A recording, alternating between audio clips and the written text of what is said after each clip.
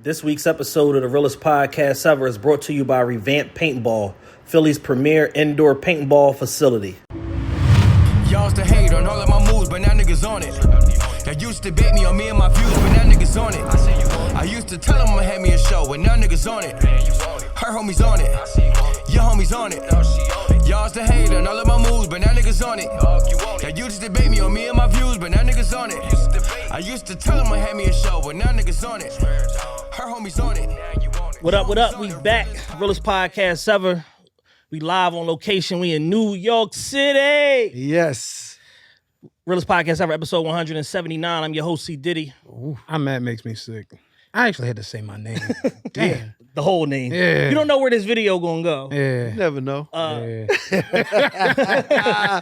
We are on location at WTF Media Studios. Thank y'all for hosting us. We appreciate Yeah, shout out to y'all for accommodating us so quick. for Yeah. sure. Yeah, nice place. Yeah. Really nice. Beautiful place, hiding in plain sight. That's how you got to do it, man. We are sitting next to a very important figure in the history of hip hop. Somebody that is, for fair and equitable representation for all people of color and Facts. anybody that he do business with. He's connected on high. He connected down low. He connected all through in the middle. That's how we got him here Like today. it connects. we fall somewhere in the middle, you know what I mean? I like- And we got him here I today. like to connect. Shout out to our plug, Vicky, Yes. NGTV. The Philly gangster. For sure. La madrina of Philly.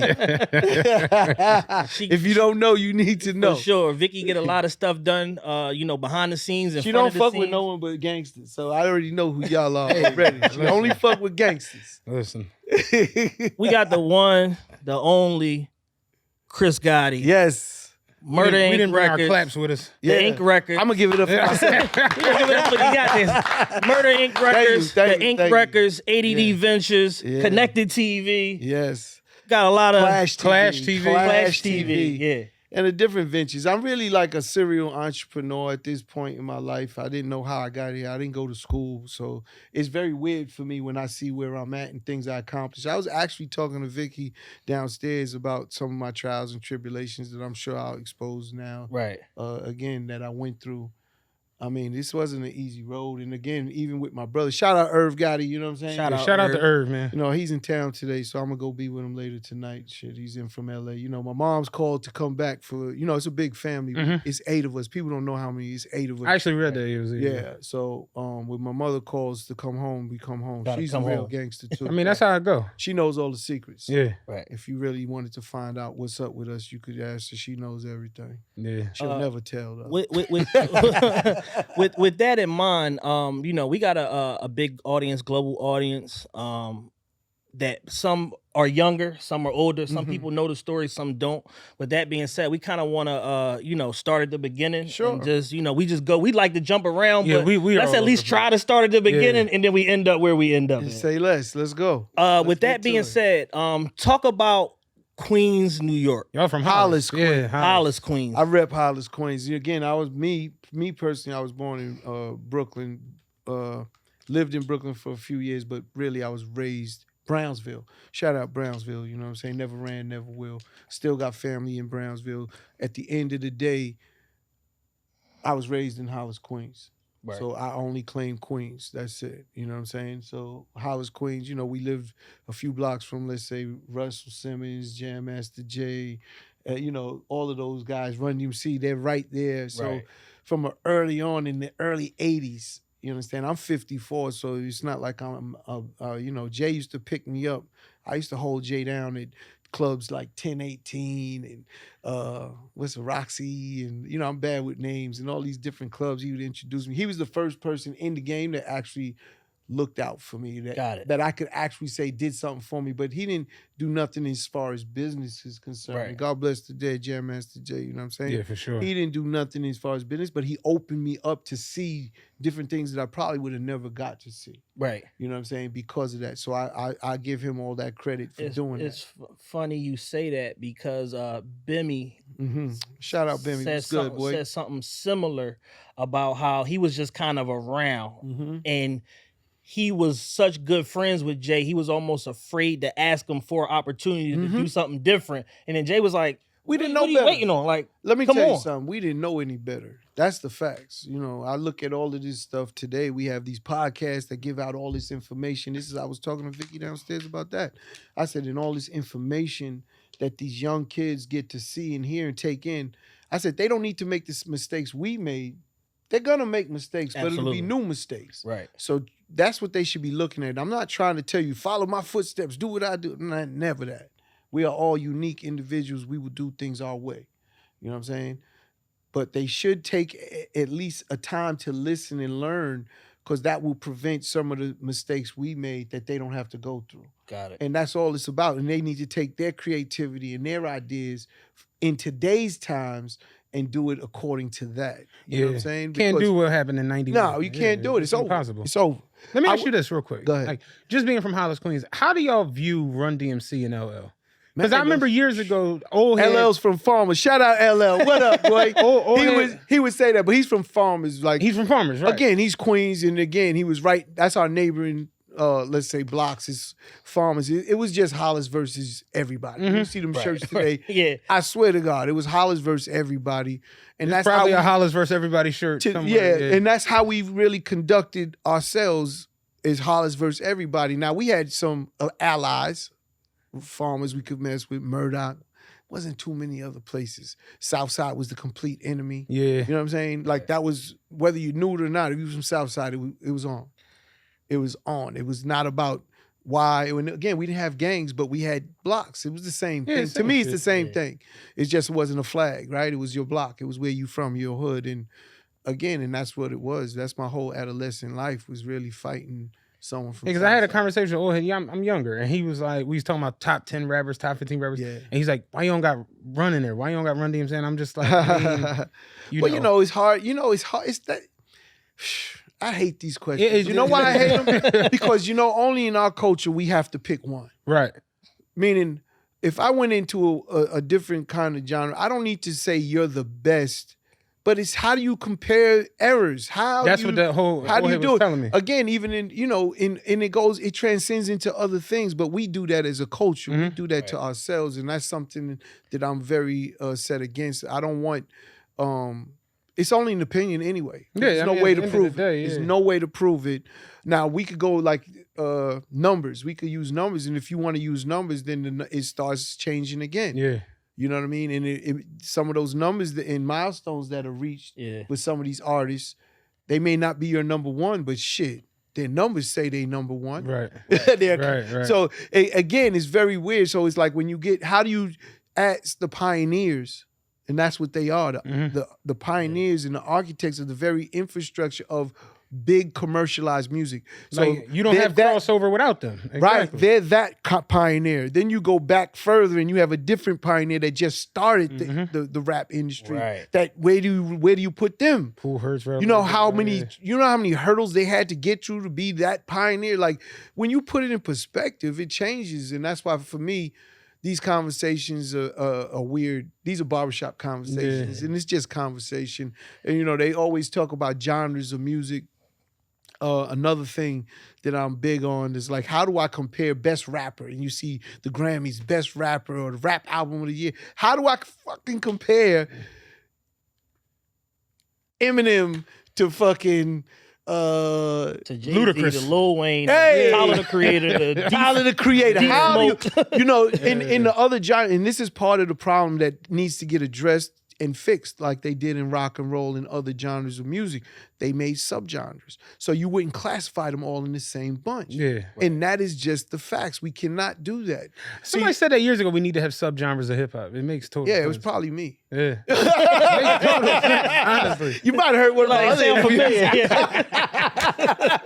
familiar. Yeah, I got to that long time. Yeah. But, you know what I'm saying? But at the end of the day, that's really the only way hip hop would truly get its full value. That's why it took so long for us to be known as the most dominant or the biggest genre of music in the world. We've been that. Yeah. But they never gave it because of these kind of things. That was blocking it.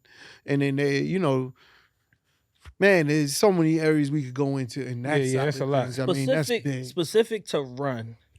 There's a Jay-Z line, and I know Hov, your man, who he said on Otis, I invented swag. And I immediately was like, that's a lie. Run invented swag.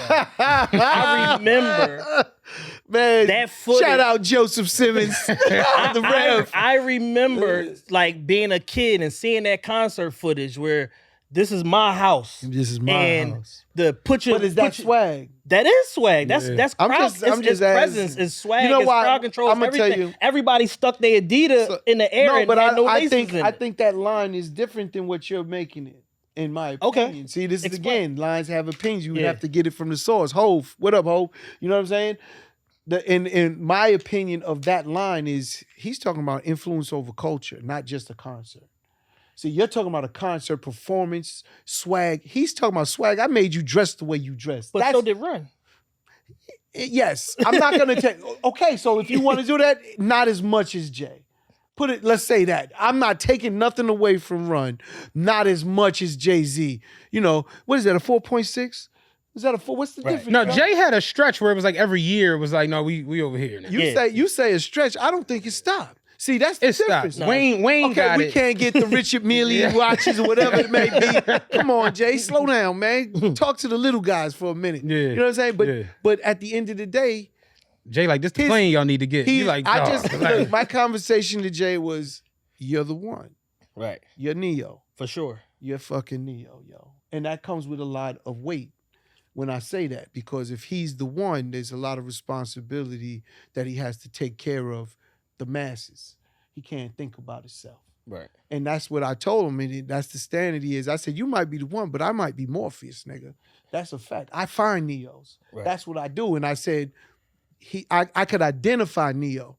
That's what Morpheus is in the movie. And I said, that's who I am. I could identify Neo. Yeah, in the face of all you're the one. And on all levels, when you think who's going to lead us without trying to rob and cheat us, that's the game. Yeah. That's the game to really uplift the culture, the people that we're talking about, and to move it where we should own these things, that you could have your own podcast, make your own money, depending on nobody. It's all about you. And to that point, own it from the door. Like not from get in, take a bad deal, go down the line, renegotiate, have a have your fans picketing outside the office. Free us campaign t-shirts, and then getting your ownership back, as opposed to let's just do fair business at the table from the door. Yeah, there's a handful of people out here that's really moving in that capacity, who's really trying to lead us without trying to rob and cheat us. You know what I'm saying? And those are the ones that I endorse, I get behind, I support. You know, when I watch my son, shout out my son and Tamika in the fights they're going through from a civil rights standpoint. Right. Mm-hmm. It's so needed. We have to stand behind them. We have to support them. No divide and conquer shit. And, you know, sometimes, you know, I made an analogy I took from Leo, but I put my own spin on it. You know what I'm saying? And Leo had once, it was like, you know, trying to break an artist is like pushing a boulder up a hill. You know what I'm saying? And I get it today. Maybe I didn't understand it fully the way he meant it back then. Yeah. But today I'm fully aware of what he means. And it's like when you have a leader, he's on that boulder first, right? He's the one pushing, and I didn't say boss, I said a leader. He's pushing that boulder up the hill. And then when he gets his team, he allows your opinions of everything you do. But if he's leading, this is where we're going. He needs all of his soldiers or Indians, if you know, the chiefs in the Indian. Whatever the hierarchy is. Right? He needs all of those people to be on that boulder. Put your fucking hand on this boulder and let's push. Because it's that hard to get over the top. Now, again, if you have a different agenda and you don't want to support it, you're not going to put your hands on that rock. You're going to go and do what you want to do. But don't stand with me in front. Don't be in the way. You're taking up a space that someone else is going to put their hand on that boulder and push up that hill. And that's what the problem is. We got so many, divide and conquer mechanisms out here. Oh, yeah. Social media is one of the biggest. Absolutely. Sure. Everyone has an opinion. Man, so it's like, but you know, at the end of the day, I'm a hell of a chief, but I'm even a better Indian. So if I have to be a follower and push and support somebody, that's what I do. That agenda, that movement, my hands are on the rock. Right. I'm not taking them off. You don't have to worry about me. Right. I'm here. You locked in place. And that to me is the difference. It doesn't mean you only have to be a leader. You could be that Indian. You could be that follower. I think people don't understand for the right person. My man De Niro, shout out Don De Niro. He always tells me, he said, Chris, I don't follow anyone, but I will follow you. because he knows I'm not doing no fugazi business with nobody. Money's never been I want to make money. I never did it to try and take it from someone else. So, you know, whenever you hear that word, like, or someone say, I got a good deal, that means someone got a bad deal. You know, there can't be two good deals for the same deal. So someone got a bad deal, you heard me? So at the end of the day, this is all part of what the problems are, like, you know, and it's, again, taking advantage of the naive, which if I would tie it back into music, that's all we were. That's all we were. And we're in a direction where right now I got a company, Adventure Music, that is for independent artists, to push them, to help them learn, own, operate, and monetize their business. It's a lot of work. Yeah. I'm 30 plus years in the music industry just to get to this point, and I got so much more to go. It's like, I'm just trying to give you information and knowledge to move your own business. Right. That's all I'm really doing. And then it's like, that shit is expensive. Yeah. Let's talk about your start in music. And what was kind of the moment? The original beginning? The beginning. I can't tell that story. I would tell you, but the beginning of music was I was a DJ. You was a DJ? Again, short. Yeah, I never. Short-lived. The true story. And again, I'll tell you the because I'm trying to figure out where the spark comes from. There's a DJ named Brother B in Hollis that was like the main DJ. I love Brother B. What up? You know what I'm saying? He was one of my musical influences early on. Again, Irv is my little bro. So if I did something, he did something. It was just what it is. So, you know, I took care of Irv in every sense of the word, financially, back then, to like now, he take care of me. You know what I'm saying? But that's a beautiful thing to help someone get to that point that they could do it for you now. Absolutely. So I have no ego as far as what I've done or who I am, and it's all good. We still got more to go. But at the end of the day, the way we got equipment, we didn't have no money, but I did do something. Me and my man Nick, my oldest friend is Nick. He's from the hood, you know what I'm saying? 40-something years now. Well, not my oldest, sorry. Kylie's my oldest friend. Nick's my second oldest friend, over 40-plus years. And someone told us, they gave us a line on something. Right. Did what needed to be done to get what they gave us a line on something. So I said, we going to do it. So me and Nick, we get our things and we go to do it. We get in this crib, do what we have to do who's in the crib. But the what we there for ain't there. Irv don't even know this story. This is my little brother. I never put Irv in any situation. I took care of any beefs. I would fight two niggas until Irv watch. Like, it's my little brother. Right. He got older. When he got into high school, he started wanting to get active. But I didn't want him to know any of the things that I was doing. Right. This was one of them. He just knew I had equipment. Because I didn't want to go to this crib. Equipment is the best. I didn't want to go to this crib, right? I didn't want to go to this crib and come out with nothing. I said, Nick, I ain't leaving here with nothing. And I see the turntables, the speakers. And boom, we got equipment. Now we a musical fan. Now I'm DJing and shit.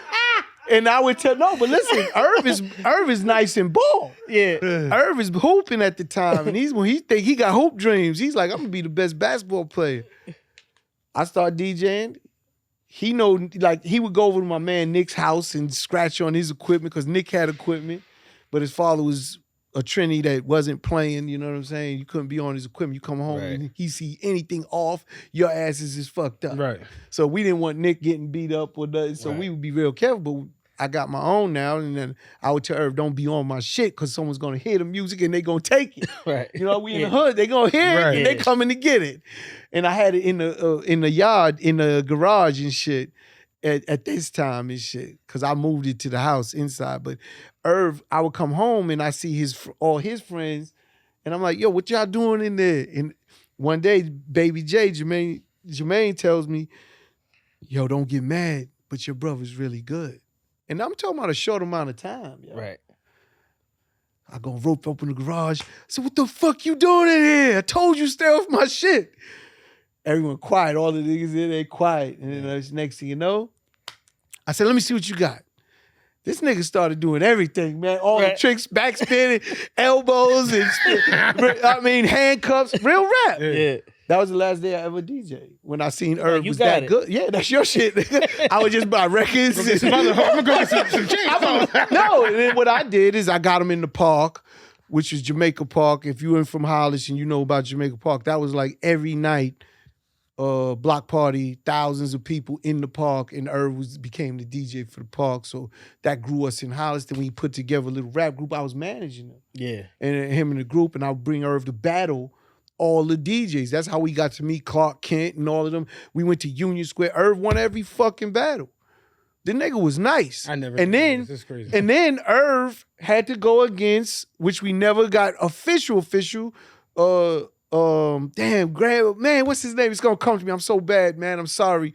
He's Southside. He was Southside DJ. Man, I'm sorry. And this my man. It's just my mind. I'm just thinking he's the main DJ for Southside. Got it. And here's Irv. They got a battle because that's what Brother B would battle, but he was losing to him all the time. Right. And then next you know, we got to that point. But Irv, we started getting bigger and bigger, doing more shows, getting money. Irv was DJing at Club Nels, I'm gonna say at 17, 16. Like, Irv was nice. He started doing mixtapes, and all the fucking people from all over was coming to get his mixtape. And it was DJ Irv Volume 1. Was it like blend tapes? Irv. Yeah, blend tapes. Yeah. And Irv would mix all of the... So if you think Ashanti, like that music, that's what he did back then. Okay. He would blend hip-hop with the best R&B songs and get the acapella and drop... Yeah. Nobody beats the beat that doom, and have a singer Leo Hathaway singing, or Leo Hathaway singing on top of that, and it was like, yo, and all the let's call them influential people in the hood, was lining up to come get it. I mean, my moms would see him like, what's going on, and we had to keep them outside, and they coming to get the tape. Once I finished the tape, we pressing up copies, and if you wanted a special copy, like if you was a bigger dude, what that run you? A special, 100, 150. You know what I'm saying? For a one of one. Some got costly. Some went up to 500 as he got bigger. But 100 was normal for a special copy that no one else would have. The rest was all... buying NFTs, didn't even know what was happening. Yo, you understand? Yo, you understand? Like crazy. And Irv really ran that shit up, and then music just led from one thing to the next. But that's the absolute inception, is when I got that equipment. Because if I don't do that, God works in mysterious ways. If I don't do that, who knows if we ever go into music? Exactly. Right. Who knows? I was doing construction at one point, where that's what I was doing to feed the family and everything. You know what I'm saying? It's like, who knows? Irv went on his own, and then he got going in music and tells me, yo, I need you to come and help me. Which would help was running his production company. Right. We didn't have a label. It was a production company, and that's what I did. So let's talk about Top Dog Production. That's Top Dog. That's it. The original Top Dog. Not the LA. No offense. Shout out TDE. No offense, guys, but the first Top Dog was Irv Gotti. Who was around at that time, artist-wise, other producers, managers, influential people? Who's around? Like, let's try to like set the scene for the people for what's going on around. And what year was this? Man, I'm so bad with timelines, but we're talking about, if we go into the original, we went into Blunt Records. That's in like the mid 90s. Like 94, I was going to say 93, 94. Earlier than that. Earlier than that? It's probably like 93, actually. Yeah. Probably 93, 92, starting it in Blunt Records with a guy named Mike Geronimo. It might be a little bit later. Mike Geronimo. Yeah, shit's real. The crazy part, I was just talking to someone about that. That video I paid for. I got up money, and the way I paid, back then videos was very expensive because you had to buy film. Right. Mm-hmm. But the guy who did our video, Hype Williams. Shout out Hype Williams. Yeah, you know what I'm saying? We knew Hype forever. Yeah. He was working at Ralph McDaniels. He actually was stealing the film for us. And that's how he rented the cameras with the money I gave him, which was 5 racks. Mm-hmm. He rented the cameras, but he took all the film because Ralph McDaniels was shooting the Jodeci video. It's funny, true story, you mentioned Mike Geronimo, 7th grade. I came up here to get sneaks. Me and my mom used to always come up here to get sneakers. We were on a block that was, we might have been on Canal Street. Probably on Canal. Long story short, I remember walking down the street and a guy was playing music, mixtapes and shit on the joint. And I heard somebody say, "Cut so sharp, it feel like sensei." And I was like, what the fuck was that? It was Mike, and I got the Mike Geronimo tape when I was up here and shit. But I remember that moment, getting a Mike Geronimo tape. Yeah. It's crazy. But that's really when he did that, and man, he found Mike Geronimo at Bayside High School talent show. Yeah. For high school. Damn. That's where he found him, and he said, "You want to make a record?" Irv is a visionary. I take, again, if what I said is when you're pushing that boulder up that hill, put your hands on it, but whether you understand it or not is not the point. Yeah. It's if you believe in that person Get and back it's here gonna and go push. there, let's go. Yeah. You're gonna end up in a great place, and that's what happened.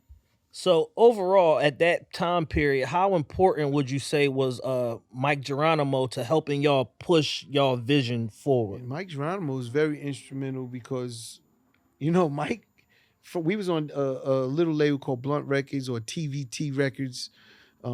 Guy named Steve Gottlieb didn't understand it. Steve Gottlieb made money in music because of television tunes. He had owned all the cartoon music. Yeah. And but other than that, he didn't have no business in this. He didn't know nothing about it. Yeah, I heard Steve Gottlieb had he had an opportunity to have DMX, Jay-Z, Ja Rule, Dr. Dre and Snoop Dogg, Facts. 9 Inch Nails. He had 9 Inch Nails. And it was like somebody else, right? Pitbull, Little John, all of them is on Blunt. We was part of all of those things. Yeah. He had opportunity to have all these people at the same time. Yeah, so we brought in the reason. Jesus. And Irv, I guess, knew that he couldn't handle certain acts. So because of Mike Geronimo, he knew Irv was like, we can't win. He doesn't have the power. Right. We need a major, and that was Irv went on to be the A&R at Def Jam, an A&R from the owner to an A&R at Def Jam where he could bring in artists, and that's what he did. And that's the next phase to the next start of the story that you're asking about. How did we start? This is what Irv did. Right. I wasn't part of that part. I mean, I'm over here getting money in construction. He's over there doing the music. When he gets to A&R and at Def Jam, that's when he says, I need help to build up my production company. Right. And when he asked for that help, it was all good. It's like he has a production company, one producer. That's it. Right. Little Rob. Shout out Little Rob. Little Rob made fire tracks. Just he didn't make a lot. Yeah. So once I got over there, and I'm like, okay, I see how I'm getting money. And again, this is all learning. Right. Right. I'm leaving construction to come now into a whole This is new on the fly. Yeah. But I'm a student to the game. Yeah. Like anything I do, I learn it. That's one thing I'm blessed with. I could learn whatever you do. I could see what you're doing, and I could do it. And then I just started asking questions and being quiet and listening to other people. And then I learned the business. And then I was like, Irv, we're never gonna get off the ground with just one producer. He's like, what do you mean? At the time, we was getting 5,000 a song, a track. Right. I said, I get 20%. That's a stack. You get a I'm grand. like, I'll never get nowhere, homie. Yeah. Gonna take a lot of tracks. You understand? I said, I need a lot. We getting a lot of requests for music because we just once you started working, your name is out there. So Irv is being requested for a lot of music. Pick the gun up. My man dropped his piece. It's all good. He dropped it. He's all right. It's legal. It's legal. It's legal. You got it? It's all right. Put it away. It's a good thing it was on safe. No mistakes on camera. Not while we shoot. Don't while we shoot. While we shoot. While we shoot. Don't shoot. Don't shoot while we shoot. That was a fool. Yeah. But you know, when you get your name out there, Irv had his name out there, and because he's the A&R Def Jam, he's getting all of those artists in that system that he knows their project and they need music. Right. But I'm like, look, Rob gave me 4 beats. I sold all 4. I need more. Yeah. Right. You just I need 40 of these. Yeah. So I told him, so what I did to him, I said, listen, I'm going to go bring in producers. He said, I don't give a fuck what you do. I ain't taking less than 5,000 a track. And I asked him, can I push the price up? And he said, I don't care what you do, just don't make it less than 5. And man, in 6 months, I had Irv at 100,000 a track. Damn. I brought in producers and we just started going. I remember when we did ODB, and we did 4 songs for Sylvia Rohn at Elektra for ODB. And I bring the check home back to the office and I give it to him. It's 80 grand. He said, how many songs? I said 4. So, you know what I'm saying? And this is when we got to 40,000 a track. So yeah. He said, we at 40 now? Because we went from 25 to 40, and that was a big jump. And I said, yeah. He said, don't take less. I'm not taking less.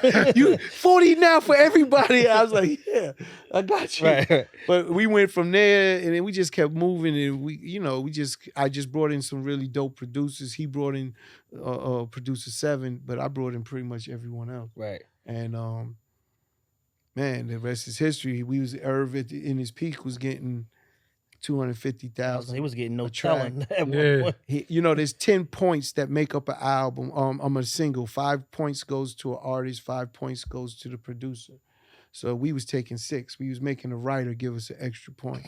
If they wanted an Irv Gotti produced record. And in some cases, we was getting private planes and all types of perks. All types of perks added on, included on top of that fee. Question. Y'all, all of this eventually turns into the A&R and the production and all that turns into Murder Inc. Well, actually, everyone always says, how do you start Murder Inc? And that's how we started. You see, Irv, and I'm going to say Irv did not say, hey, come on, let's go start Murder Inc. Let's go start a record label. Then. Not at all.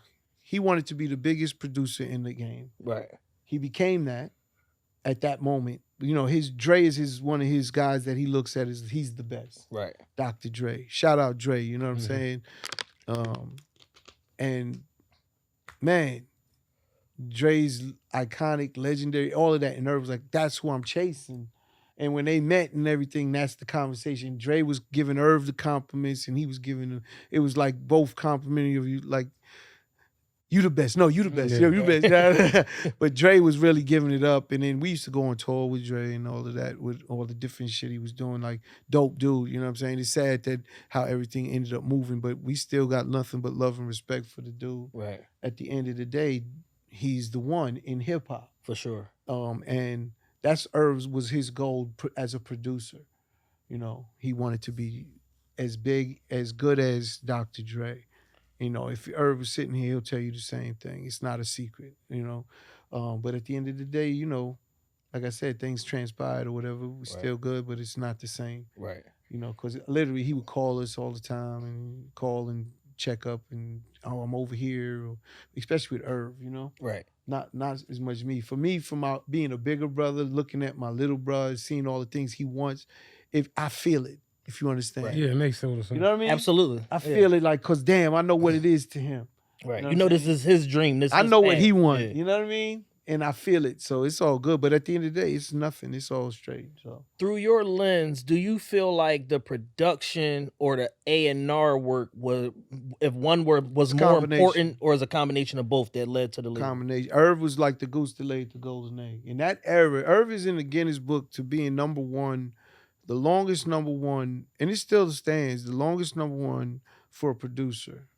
And he did it with multiple artists. Right. I believe it's 48 weeks out of 52 weeks. Yeah. You know what I'm saying? That's not bad. Yeah, that's not bad. 97% of the year.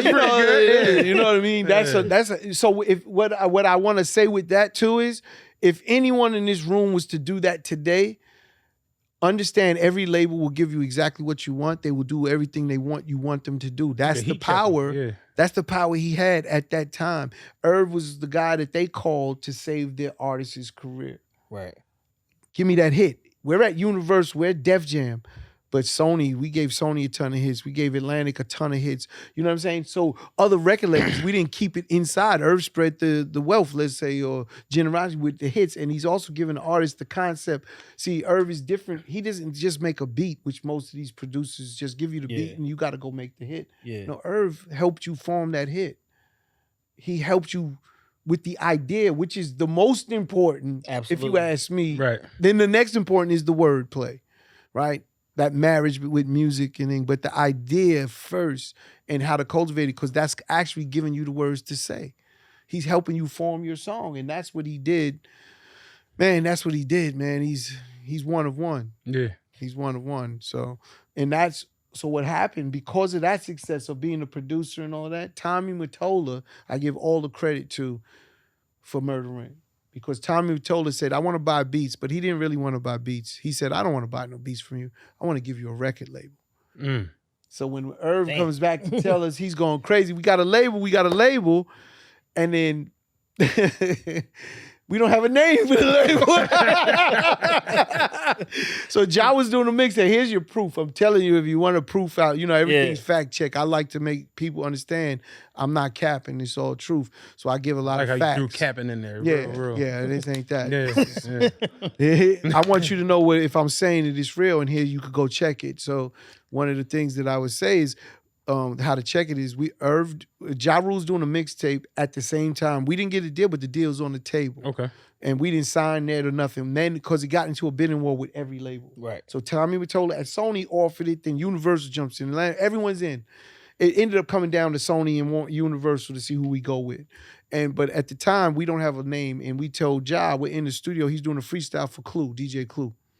And we telling Ja, like, say the name so it looked like we know what the fuck we was doing. Like we knew we was going with the label. But he don't mention Murder Inc. He mentioned all the other names that we talked. Lockdown was a we was gonna call it Lockdown Records. That was a choice at the time. I can't remember all the other choices we had, but Lockdown was definitely one of them. And you could hear Rule, it's a lockdown in the record that he did with Clue. And if you put it in time, timeline, I'm terrible with time, you'll see we didn't have Murder Inc. yet. Mm-hmm. Right. So then Irv is at home watching the Arts and Entertainment Channel. It's Gangsta Week, and he sees, Murder Inc., which is Lucky Luciano, Albert Anastasia, and those guys. And if they had the Tommy gun, like when it comes on, and da-da-da-da-da-da, and the Notorious Murder Inc., and they made hits, and Irv went fucking crazy. Yeah, that's the name. Yeah. He said, all I do is fucking make hits. That's the name. Right. Nigga went crazy. Look, you can see, I got goosebumps. Right. Every time I tell that story, this is real shit. That's real shit. Yeah. You see it. Every time I tell a story, it's like, it brings me right there because that's the essence. And it was so bad how they portrayed us like that wasn't really the way it is. And I'm like, my nigga, cut it out. Yeah. Gotti's a nickname Jay-Z gave Irv. Irv's real nickname was Magoo. I didn't want Gotti, but I'm his brother. So if he's Gotti, guess who's Gotti too? The Gotti family. Yeah. You know what I'm saying? But Irv's real nickname was Magoo. And Jay was like, I don't like that. I'm going to give you another name. Called him Gotti. Once Jay-Z called him Gotti, everybody called him Gotti, and that's the rest is history. And it's like, that's the facts. Everyone's like, oh, he's infatuated with being a gangster. We all are. We all watch Goodfellas, Godfather. It wasn't that he wants to be, but it made sense from a music. It's the double entendre, which Irv loved. He loved Death Row. If you was a Death Row artist, you was an inmate. Right. Right. Yeah. You know what I'm saying? He loved that. Bad boy. Yeah, I'm a bad boy. You know what I'm saying? He loved those double entendre type names. Yeah. So when he found Murder Inc., he was in love with it. One of the worst days, again, was when we made us, Leor and everyone came and said, take murder off the name. It's like, but that's not what it is. Right. They just don't understand the culture. Absolutely. And at the moment, you don't understand the power. Like, in the moment, we didn't understand. Today, if they did it, it would have been a whole different outcome. It would have been nothing. Like, you name your record label whatever you want. Kill everybody in this apartment. You're all dead. Entertainment. LL. You're all dead. You're all dead records. Ain't nobody bats an eyelash about it. Like, you understand? But at in that that moment, I mean, Leo, Russell, all of them came at us crazy. We're dealing with the feds. We're dealing with a 9-figure business. You know what I'm saying? We're not sitting on, and then everyone's saying, just drop it. They said we'll do a funeral procession around the country. And in the coffin, it'll be the word murder. And we're going to kill the word murder. This is the we're going to kill the word murder. We're going to WWF this. No, we had press conference on this shit and everything. Like, you could, again, go Google this shit. Ben Chavis was involved. You know what I'm saying? Yeah. Listen. Shout out to Farrakhan, the Honorable Minister Louis Farrakhan, like unbelievable person. I hate that they're blackballing him and not putting him on because he's everything I've ever heard from him is only a positivity, and it's nothing wrong with him saying about him, about our people, and what has been done. And he's talking about it. But, we had the pleasure of going out to Indiana to meet up with him and his family, and I mean, multiple times. Like, again, it's just a lot. All of this was part of the weight of what was going on at that moment. Right. And again, we chose to go ahead, kill it. We'll just be the Inc. Records. Today, we're back to Murder Inc. It's no more Inc. Records. Right. It's just Murder Inc. But it was at the moment. It's done in those decisions. And again, you can't take back. but it's definitely a regret that I know Irv has at the highest. It got to be. Just the fact that you got level. the goosebumps saying when you came up with Murder Inc. To know that y'all we got to get that off. Because that's special. Bullshit. When you understand it, again, it wasn't marketed. It wasn't told. The story was never told. It was organic. It was real. It's not like today. Everything is told. If I had an Instagram, everyone would knew this shit back then. Right. You know what I'm saying? Yeah. And, oh, man, that don't mean nothing. That's what it is. That's where it came from. But For those that don't know, how big was Murder Inc. at its height? Money generated, units sold, the whole picture. we was all right. At one time, we had to be the biggest label. Easily. Yeah, at one for sure. moment, you know, we had that. So again, and we helped empower the ones that may have took us out. Right. Think about that. Rough Riders, Rockefeller, it's all empowered by Irv. Irv helped both of those in a major Irv was way the getting them genesis started. of all of it. East Coast rap, I like to say. Yeah. It's like, because it was a moment in time, and no disrespect to Puffy, because he definitely did his numbers with Biggie and Bad Boy. But Suge comes through with Death Row and crushes the numbers, right? And then Puffy's doing numbers, but They doing 7-8 million. he ain't doing what he They doing. ain't doing what they And hold doing. on, it was more disrespectful in Irv's opinion, my opinion, because they're doing it well. Interscope, you got Interscope with Death Row, you got Arista Records, you got Jimmy Iovine and Clive Davis. Clive Davis is Whitney Houston. He's pop. Right. How's he doing it with Bad Boy, bigger than Leo Cohen and Russell Simmons at Def Jam, Right. the hip hop label? From New York, the Mecca. So that was one of Irv's biggest beats with Def Jam when he Yeah. first got there. He's like, how are you selling 500,000 units and they selling 5 million? How you letting that label beat you when you Right. hip hop? Like, what's wrong here? Yeah. And that was really what motivated him to do it and push the whole Def Jam. And he did it. He did it. Yeah, He Irv did did it. a lot. Did it to man. death. His DMX play was really to go against Puffy in a sense. Again, because Puffy brother competition. Don't Puffy get it had fucked up. first dibs on DMX, right? Well, he could have, He but could've. I don't want to, I know Irv I'm was going to winning- stay out I know- of that I- mix. I know Shout Irv- out to DNY. I know Irv was winning from the door. Listen to me. I'm going to stay out of that because there's a lot of stories that came out after his passing. And, Okay. and again, the reality is reality. I know what really went on and I know what really happened. And what really happened was me and Irv was literally, Irv more than me, picking him up out of a crack house to bring him to studios. I would go there just to give him a couple dollars. You know what I'm saying? When Leo tells a story, his mouth is wide shut, right? When he gets his deal or brings him death. Right. He got on two like different freestyling booths, with his mouth. and his mouth is wide shut because he got a broken jaw. That's a true story. Why is his mouth wide shut? No one asked. Yeah. You know what I'm saying? X was out really robbing people and doing crazy shit, and then he got caught, and that's what was the result of it. And I know for sure, I spoke to people from Rough Riders saying, keep him away from me, I'm gonna kill his ass. And I'll get that. Don't mean, again, it's families fight. I'm not trying to Right. say nothing Right, absolutely. against anybody, but families do fight, man. But I do know if Irv doesn't take that initiative to really do what he do, who knows what happens? Right. You know what I'm saying? And I go even deeper because Y started Irv as a producer. Really? Bruh. That's yeah. right. Yeah, Y from Rough Riders started Irv as a producer. Irv meets him through, I believe, a guy named Chad Elliott, who's a producer to Irv. Dr. knew. Seuss, right? Yeah. And Chad Elliott. And then Y meets Irv and he sees Irv with Irv and says, you can make beats? Irv lies. Hell yeah. Yeah, you need beats? I make beats. Yeah. He said, all right, I need some tracks for my artists. Irv said, well, I don't have an MPC 2000, I believe it is. I'm bad with all this shit, but I believe it's the 2000. He said, okay, I'm going to buy you one. Damn. And that is the beginning of Irv Gotti as a producer. Right. Because he bought it one. I come home, and Irv is in the room with the box and the MPT reading the directions. But this is the type of animal you dealing with. Right. He gonna figure it out. This nigga had beats, and I promise you that first track he made was hot, and he got it off to Y. The rest is history. He went and got Little Rob, this first producer I said, to help do bass lines, and Irv was tapping out all that shit.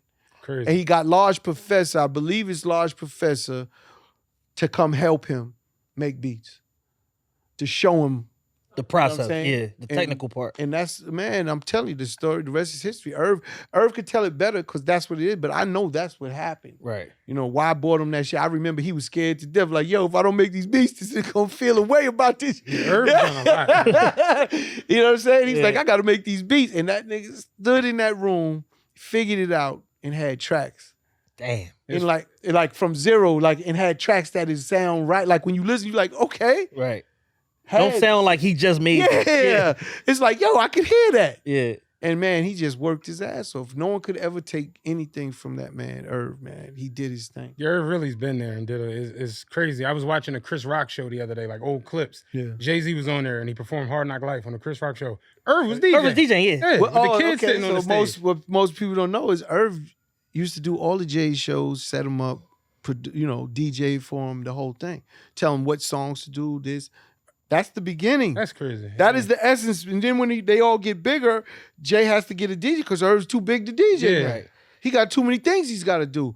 But when I tell you, shows, every part of the show, songs, man, everything, when Jay was going, he would give him the order, the lineup, why, how to bring it in. Like, Irv's a visionary. Right. Yeah. If Jay's sitting here, he got to admit to that too. He cannot deny that. I could sit there and tell you, like, Jay would be in my office waiting to see Irv, to talk to him about what am I going to do for this show?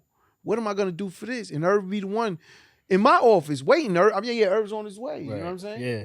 It's like, and he would sit there, no problem. You know what I'm saying? You lock the door, make sure no one fucking with the nigga. You know what I'm saying? Yeah. Come in, you need anything? Nah, I'm good. Boom, go back. Just making sure. And yeah, that's, again, where does the relationship with Jay start at? Because I know it's a Jazz. It's a 40-year-old relationship that y'all still Jazzo, maintain now. shout out Jazzo, man. That's where it started. So while Irv was at Blunt TVT, Jazzo had a little deal at EMI, if I'm not mistaken. You got me going back in my brain. I believe it's Gonna put you to the EMI. test today. Yeah. I believe it's EMI Records at the time. He has a deal. We give one of our boys, Tron, who's a protege under Irv DJing. Got it. Irv had a bunch of proteges that he had that was nice. Tron was one of them. He put him with Jazz, so Jazz is out there all over. Irv meets Jay-Z because of Jazz and him. I'm going to say it was in London. I'm not sure, but I believe it happened in London. He met Jay and the rest is history. They just never stopped fucking with each other from that day. And he just, Jay would always talk to Irv.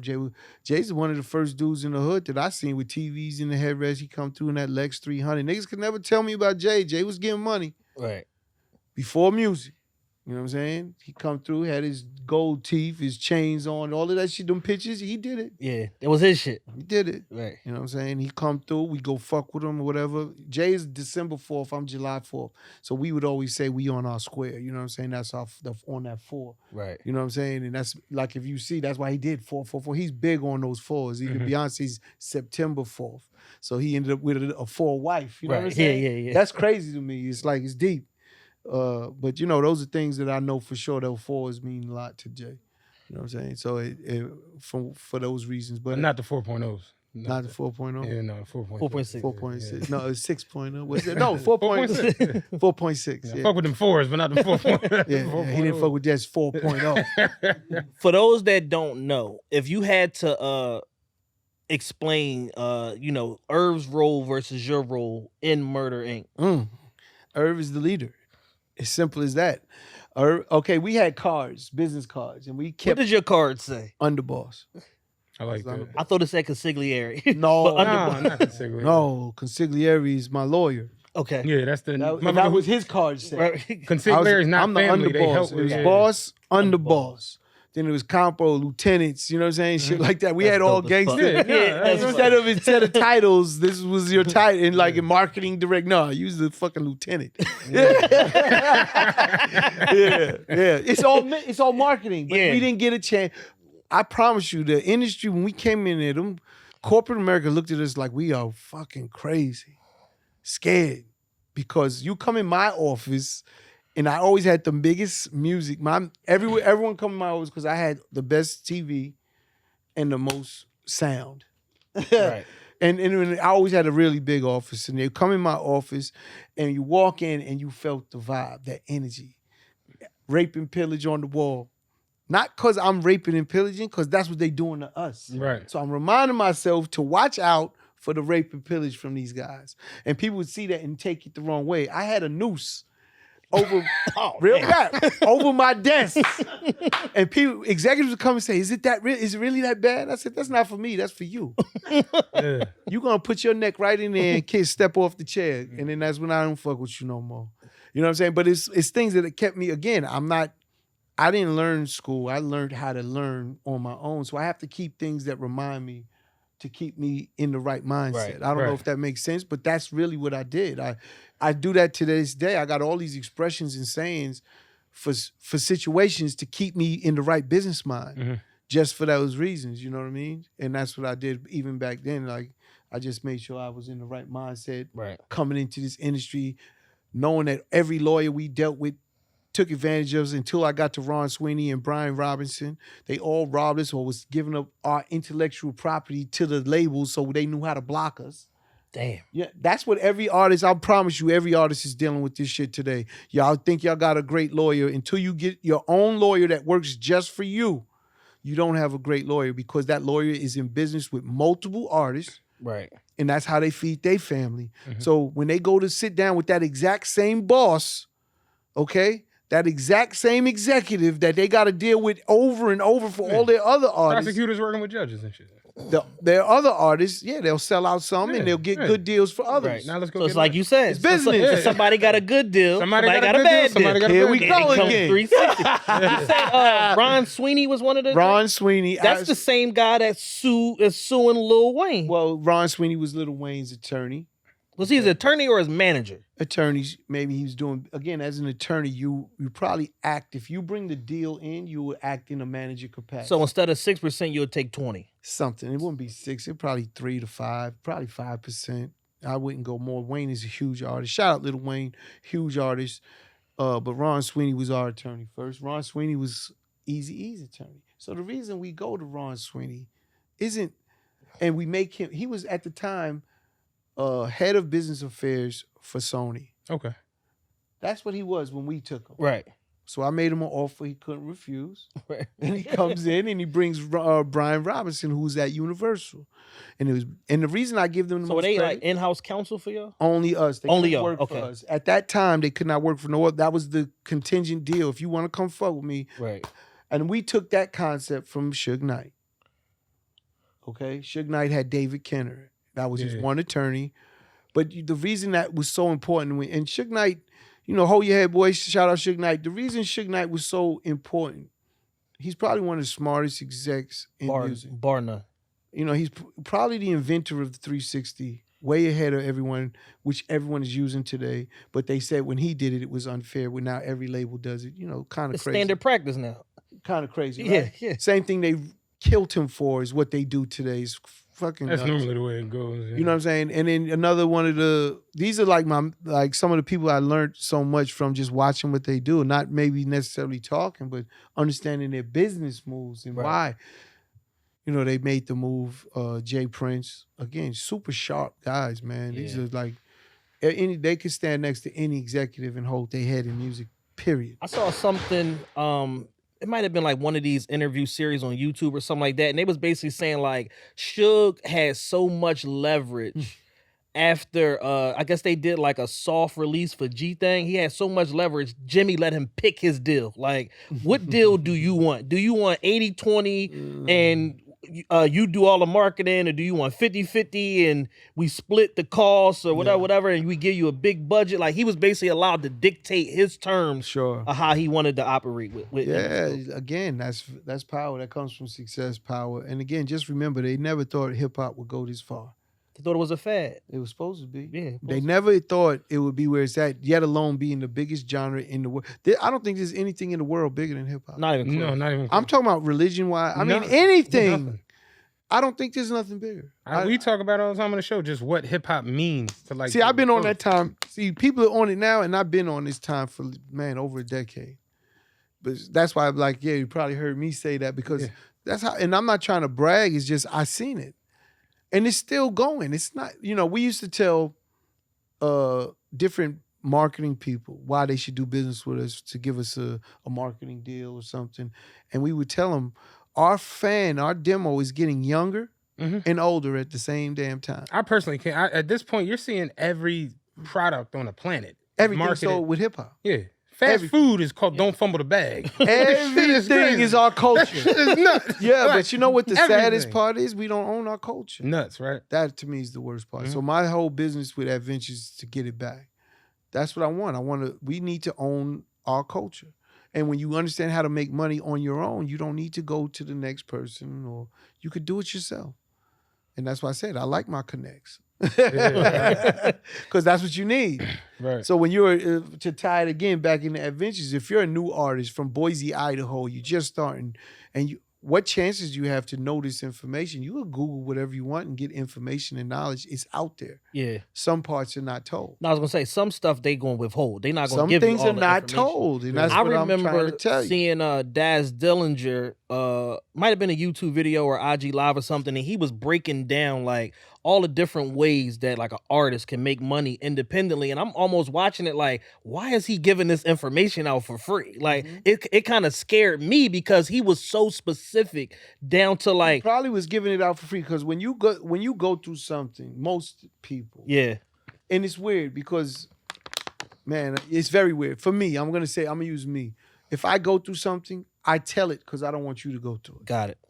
Most people in the industry, if they was treated bad, they hire someone and treat them worse. It's crazy and say, pay your dues. Yeah.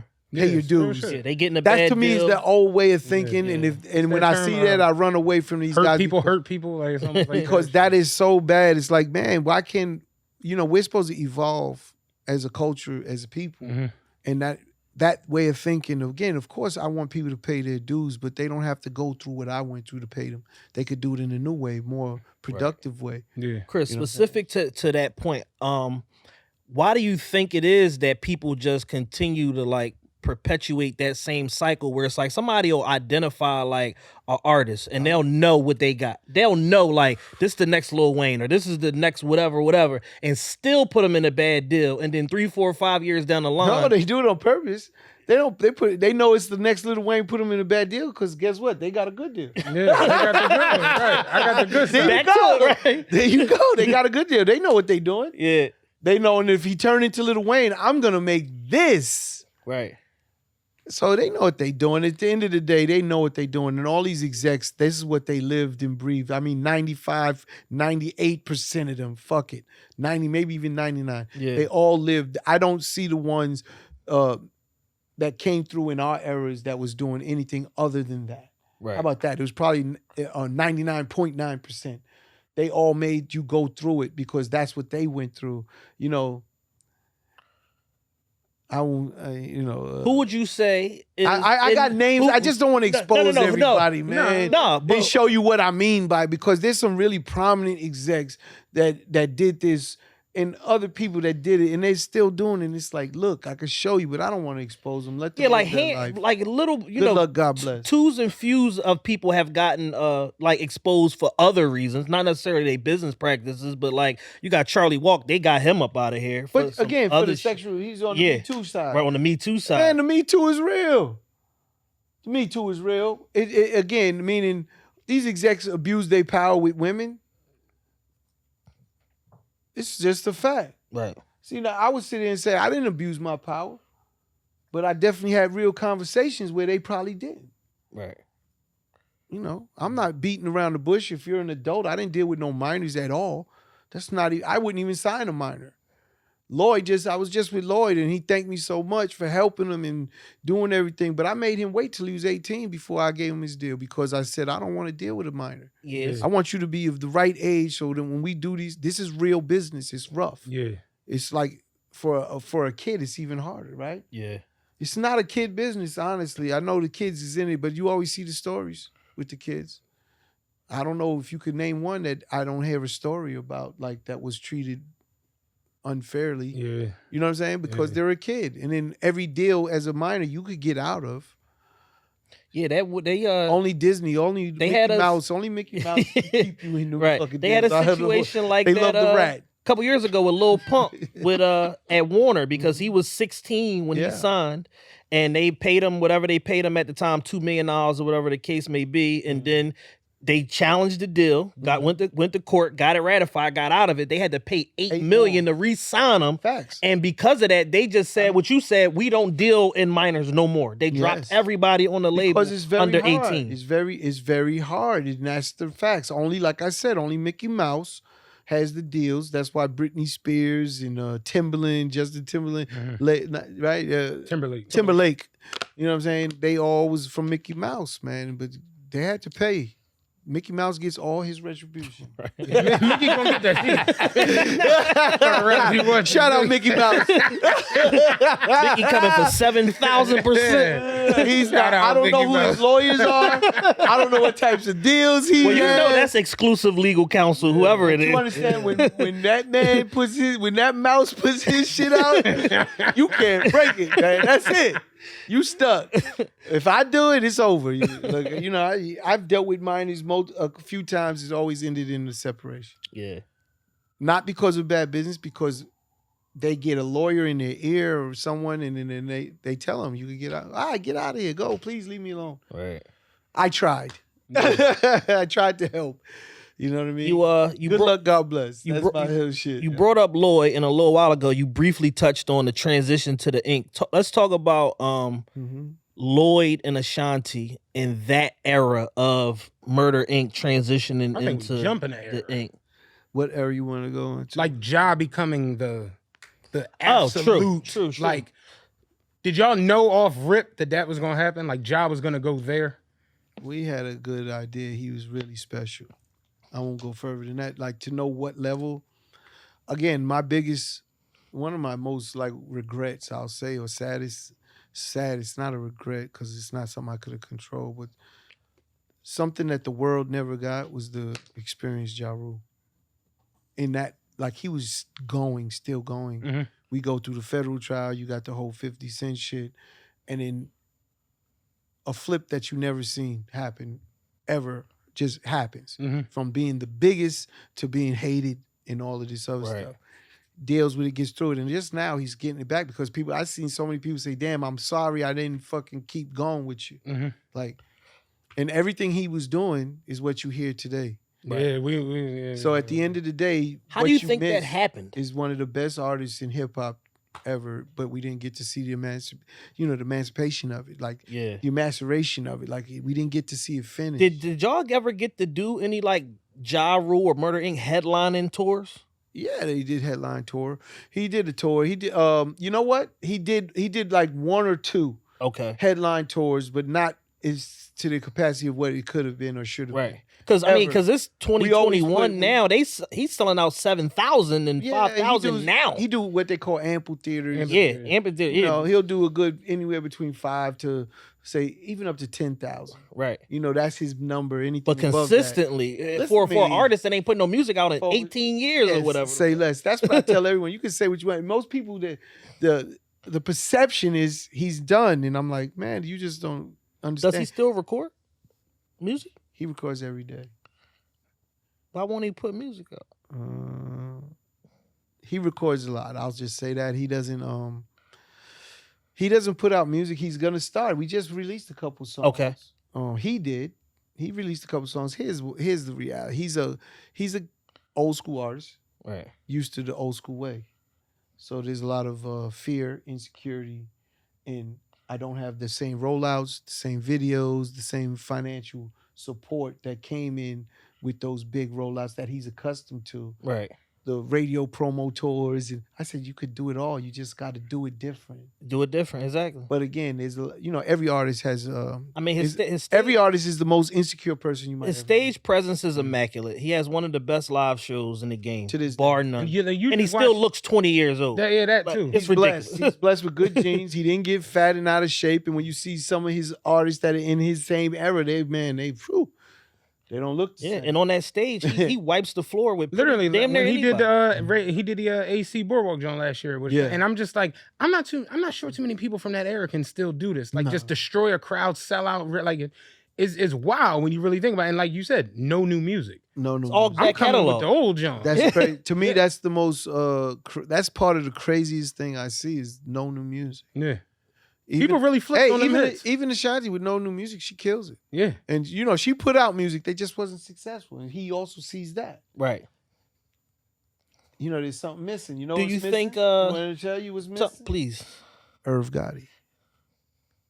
I call a spade a spade. Yeah. When you have chemistry, you don't break it. I tell that for any business, anything you're doing. If you have chemistry with something, do not break it. Just add on to it, enhance it. Try and make it last as long as it can. That chemistry is everything, especially in music. Yeah. And I could go through a list of artists, once they broke chemistry, they was never the same. Right. You know, Dr. Dre being the glue. Just think of all the Death Row artists after him and see if their careers was better or worse. Right.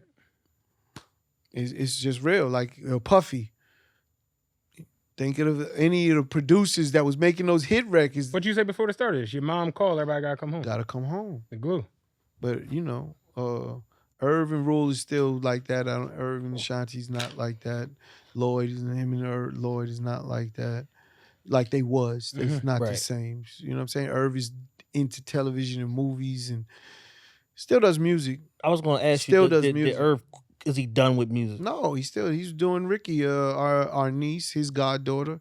You know what I'm saying? My sister's real niece. This ain't nephew and all of that. Nah, this is my real niece, and she's doing well. You know, he did some stuff with her, and again, he picks and chooses what he wants. People don't realize Irv chose to quit. Right, absolutely. People think he was pushed. No, he chose to quit because Universal, the people he made billions of dollars for, was cooperating against him with the government and was not pushing the music anymore, and he couldn't believe it. The same people he helped and entrusted with confidence, and he realized that they wasn't for him. He's like, he came, he had a meeting. Again, I got proof because there was a bunch of people, my staff was in the meeting. He called a meeting, and he tells everyone, it's over. Yo, that meeting was the illest because what he doesn't realize is after we leave that conference in the meeting, everyone is coming to me. What does this mean? Yeah. He kept paying everyone until like for a year and a half. Until the budget ran out? Yeah, until the budget was gone. He gave everyone the money. So they got their pay. He said, figure something out. I'm not doing this shit no more.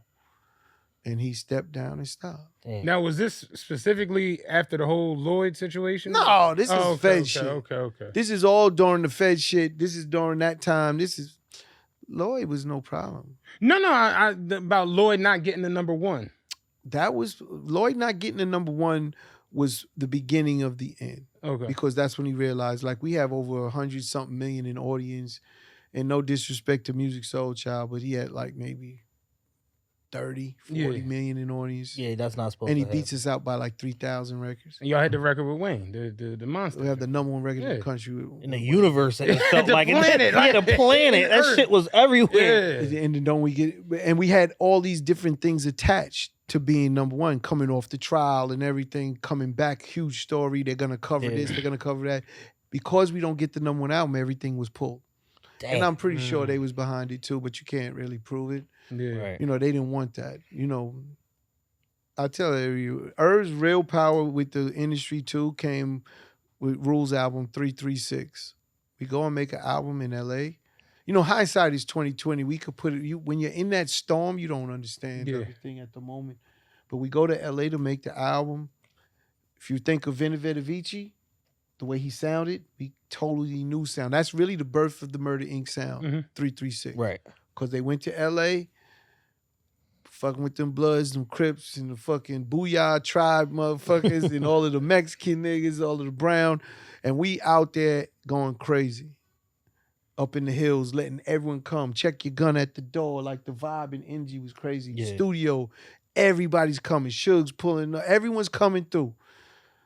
And that vibe was crazy. We make this album that we went crazy for out there. Everyone that was coming was like, oh my God, this shit is crazy. Come back to Def Jam, play it for the entire staff, and they laugh. Say, this is shit. Oh, they didn't. They totally didn't get it. So Irv, we leave damn near like dogs. We leave that meeting with like our tail between our legs. Like, goddamn, we whack. Like, this shit, we just thought we made something crazy and this shit is over. It's like, And then all I know is that text goes out. Remember LA. And that's all music. I tell all independent artists, believe in yourself. Don't worry about everyone's approval. It takes something to flip it. Mm-hmm. You. And when we go back to Leo tells Irv, I'm not giving you no more money except for this shorts. Like, and that's it. And Irv went to work again. Who are you getting behind? Who's that leader? What are they willing to do? Right. You see, that's why I said if I choose to get behind somebody, I know they got that same DNA, that moral and principle. Like, what are they willing to do? If they willing to go that far, I'm gonna go with you. Then we gonna die together. And that's what Irv did. Irv told Leo after that, he took that money and said, I'm gonna do it. And Irv went and did. Irv went on campaign after he got the record, and we got them records going crazy. Now I asked, when y'all did the 336 and y'all went and did the thing with Leo and them, did y'all change anything on 336? Nothing Or just okay, you just Nothing changed, because that's what he said. He wanted to give us new money, go back to LA or wherever, go back in the studio and make a new album. Go make a new album. Go back to Alaska, whatever you mean.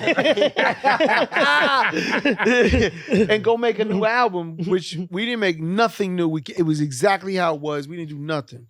All Irv did was go to work. And again, that's all Irv. Mm-hmm. Yeah. But that's when you get behind a leader, blind faith, knowing if he's going to go there, I'm going there. Whether you understand it, agree, it doesn't matter when you really supporting something, right? Mm-hmm. You could get to all of those differences later, those conversations later. At the time, at the moment, in that moment, if that's what we going and you saying that's it, I'm here, I got to do it. Right. And that's it. And we all got in it, but Irv did it. And man, got the records to be number one. But what happened in the industry after that is they can't tell us nothing. Oh yeah. You can't tell me shit no more. You just told me to scrap one of your biggest selling albums of all time. Couple mil just off the We gig. sold over 3 million out the door. Right now it's close to 7 or 8. Damn. You know what I'm saying? But at the end of the day, They say get this shit out of here. they said get rid of it. But that music, okay, that album set the tone for Murder Inc. sound, which is what made everyone want those type of beats, which made Irv bigger. It made everything go. That sound. They wanted that sound, and that's what, we just started delivering that shit. So, but that was that was like the pivoting moment, because now Irv, man, he made all these new relationships with program directors and all the, all the PDs across the country. Yeah, y'all had to be annihilating radio. Radio was huge. Yeah, just radio. annihilating. If you didn't have radio back then, you couldn't sell records. Right. Irv owned Yeah, it was radio. no other way. Irv is what we call a radio whore. And he if you see him and say, yeah, I heard you a radio whore, he's going to acknowledge and say, yes, absolutely. That's what's up. Yeah, we did crazy shit for the radio too, man. That's why, again, Irv had a lot of feelings when they didn't start playing records and supporting. Right. Yeah. You know what I mean? Because we did a lot of favors. We didn't charge what we could have charged to do all these shows, and that's how you give favors to radio. Right. It's They trade-offs. They do their Palapalooza or whatever, Hot 97, and you go and do those stages, and you normally getting $150,000, $250,000, and you say, give me 50 racks. You just saved them a lot of money, because they would have paid it. Mm-hmm. But they got you now for a discounted price, and they can't say nothing. But it's really, I don't want to say payola, but it's a form, right? It's like you giving them a favor to get the plays, and then when It's the the plays, barter system. yeah. But if the plays don't come, you just fuck me. Yeah, now you just asked out. All right, so that's what we dealt with a lot. There's so much behind the scenes shit that the public don't know and don't understand, and nor do I care to even explain it. You know what I'm saying? And I'm not crying about it. It is what it is. We grown men. We deal with it. That's it. Yeah. You know what I'm saying? Why didn't Murder Inc. 2 happen with Sony? You mean go there? Yeah, wasn't y'all supposed to do a separate label at Sony with like Jaz as CEO and Irv was gonna put there was like some loophole. Man, where'd you get your information from, man? Who sent you? But there was an actual deal, because there was a moment in time. That's why I say you got to understand. Yes, there was an idea, and the idea was Irv was gonna rap. He was gonna Puff Daddy. He was gonna Dr. Dre it. Right? These are not real rappers, but they rapped on songs. And one thing I will sit here and tell you, just like Puffy and Dr. Dre, Irv knows how to deliver the words to make you feel them. Right. it's weird. If I said he used to do it all the time with other artists that weren't that good, he would take their words and do it better than them. And that's what they didn't understand. That is the art form. But he's a producer. He understands the points of records. He's like, this is where Flex is gonna kill it. You know what I'm saying? Right, He would know. Right. He would know those parts of the records. That's what he would give Jay. He would do this with all of them. He knew they're gonna cut this part up because he's a DJ, so he understood that part. And really, there's a napkin that I cannot find that I'm trying to, because I wrote it up, that I made Ja and Irv sign. That if he becomes an artist, he is solely Ja's artist. He cannot go anywhere else. It has to be Ja. That's funny. So if Ja signed to Irv has to be signed to Ja. And they signed it, and I cannot find that fucking napkin. And I swear to God, I've been looking for that napkin for a minute now. But it's probably somewhere in my folders and files. When the feds took all of that shit. And when they took it back, everything was mixed up. Yeah. So I couldn't find it ever since then. Right. But I absolutely was looking. We just literally went to the storage to go through some files. And I was going through boxes, say, man, I know it's in here somewhere. I'm catch it on Humble, because that to me is fucking crazy right there. Right. But in that moment, after they actually further talked, Rule came back to Irv because Irv wanted to do it. There was some records Irv rapped, and damn, I'm telling you, Irv would have to say yes. I couldn't. Irv would have to do that. But there's some records that was made that Irv was rapping on, that Ja wrote or Caddy wrote. You know what I'm saying? Mm-hmm. Caddy ghost wrote a lot of shit. People, Ty, right? Yeah, Caddy like Ty. He ghost wrote a lot of stuff. But Caddy or Irv, went in, they made the records or whatever. And it's just sitting there. But Ja came back and said, Irv, I don't want you to do that. Fuck that. Damn. So Irv was like, if you don't want me to do it, fuck it. But to get deals back then, I could have walked in with a chimpanzee. Niggas like, yeah, this is the hottest motherfucking shit. Where do the hottest chip in Hollis. That's how big Irv was. That's how big he was. Yeah, that's how big Murder Inc. was. That's how any label, they wanted to do business. It was that easy. But Irv would never want to put his name next to something he didn't believe in. And that was what the hardest part is. Right. So all of my boys and all these dudes from all over was always coming with, yo, I got. And then it's not it. Yeah. Irv didn't believe in it. He didn't feel it. Now, Irv, Irv, this artist that Irv didn't get that turned into artists, you know what I'm saying? I mean, you got to be passionate about what you're doing. Absolutely. French Montana used to be in our studio every night. After we finished, I would let him. They said French was in everybody's studio every night. Like French was just around. French was just a presence. Yeah, he was an institution in New York City. But him and Rick Steele, Rick Steele was one of our producers, so he would come after we finished. They would be in the studio after like 3 to 4. I thought he only did the Cocaine City DVDs, if that's what it was, right? Yeah, Cocaine City. Yeah. I thought that's all it was. I didn't even know he rapped until one day Rick sends me all his music. I'm like, oh shit, but it's late now. You know what I'm saying? He moving now. You know what I'm saying? Right, I was like, damn, nigga, you didn't say nothing. So, again, a lot of stuff, a lot of different. Any other notable artists that y'all might have passed on? I don't want to talk about it. Is it that bad? It's not that it's that bad. Meaning like they blew up that much? You know what's the crazy part is? I guarantee if Irv was sitting here, he wouldn't even remember. Okay. But they came to me. Yeah. Because I'm the one sifting. I would never let everything go. And then I bring it up to Irv, and I'll give you one big artist. A Latin artist.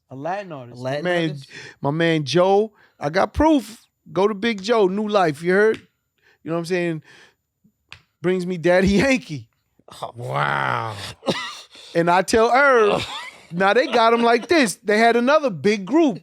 Wasis and Yandel.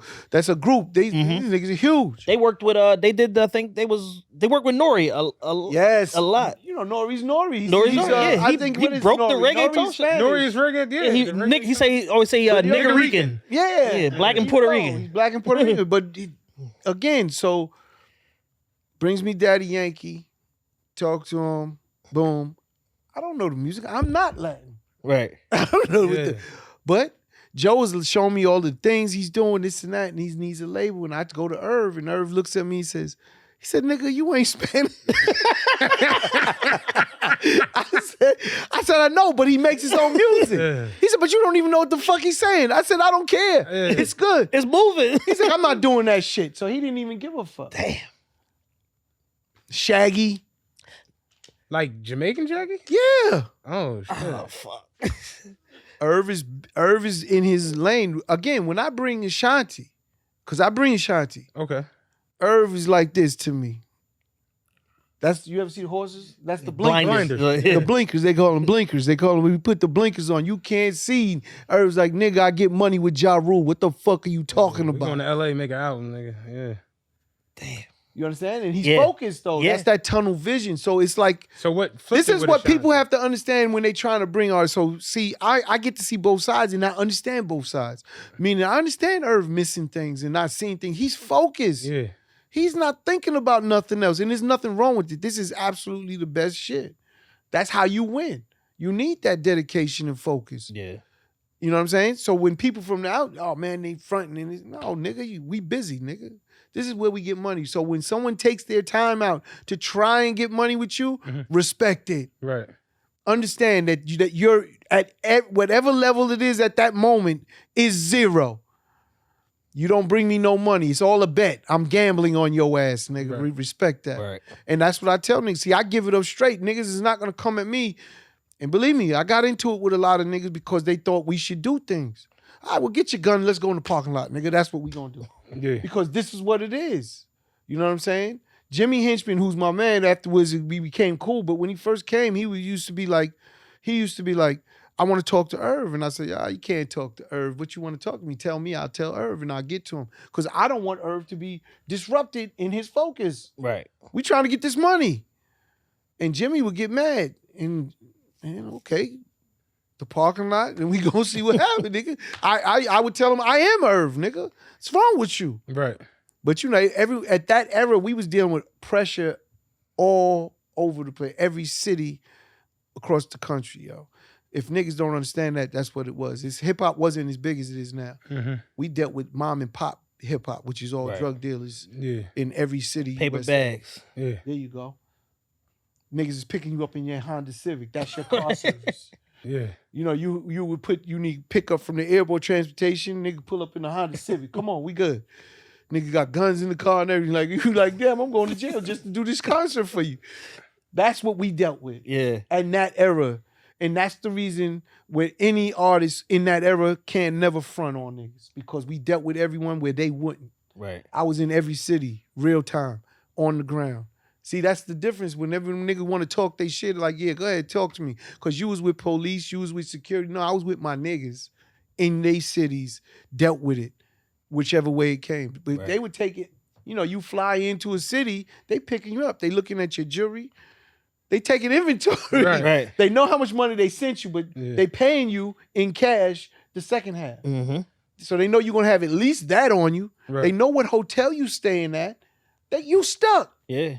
Let this show What Jay not, say? let this show not go right. A one-horse town? Come on now. That's what we dealing with. You in my city in a one-horse town, nigga. Yeah. Where you going? I got you. You know. Flights leave out of here twice a week. That's fact. You here till Wednesday. You here till Wednesday, nigga, whether you like it or not. You know, hip-hop today is in every club. It's corporate. It's business Yeah. now. Mm-hmm.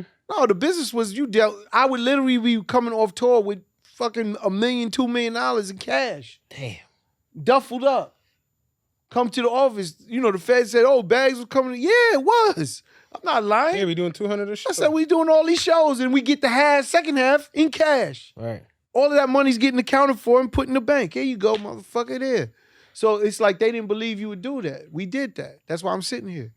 You know what I'm saying? Because I really kept records of all of those things with my account.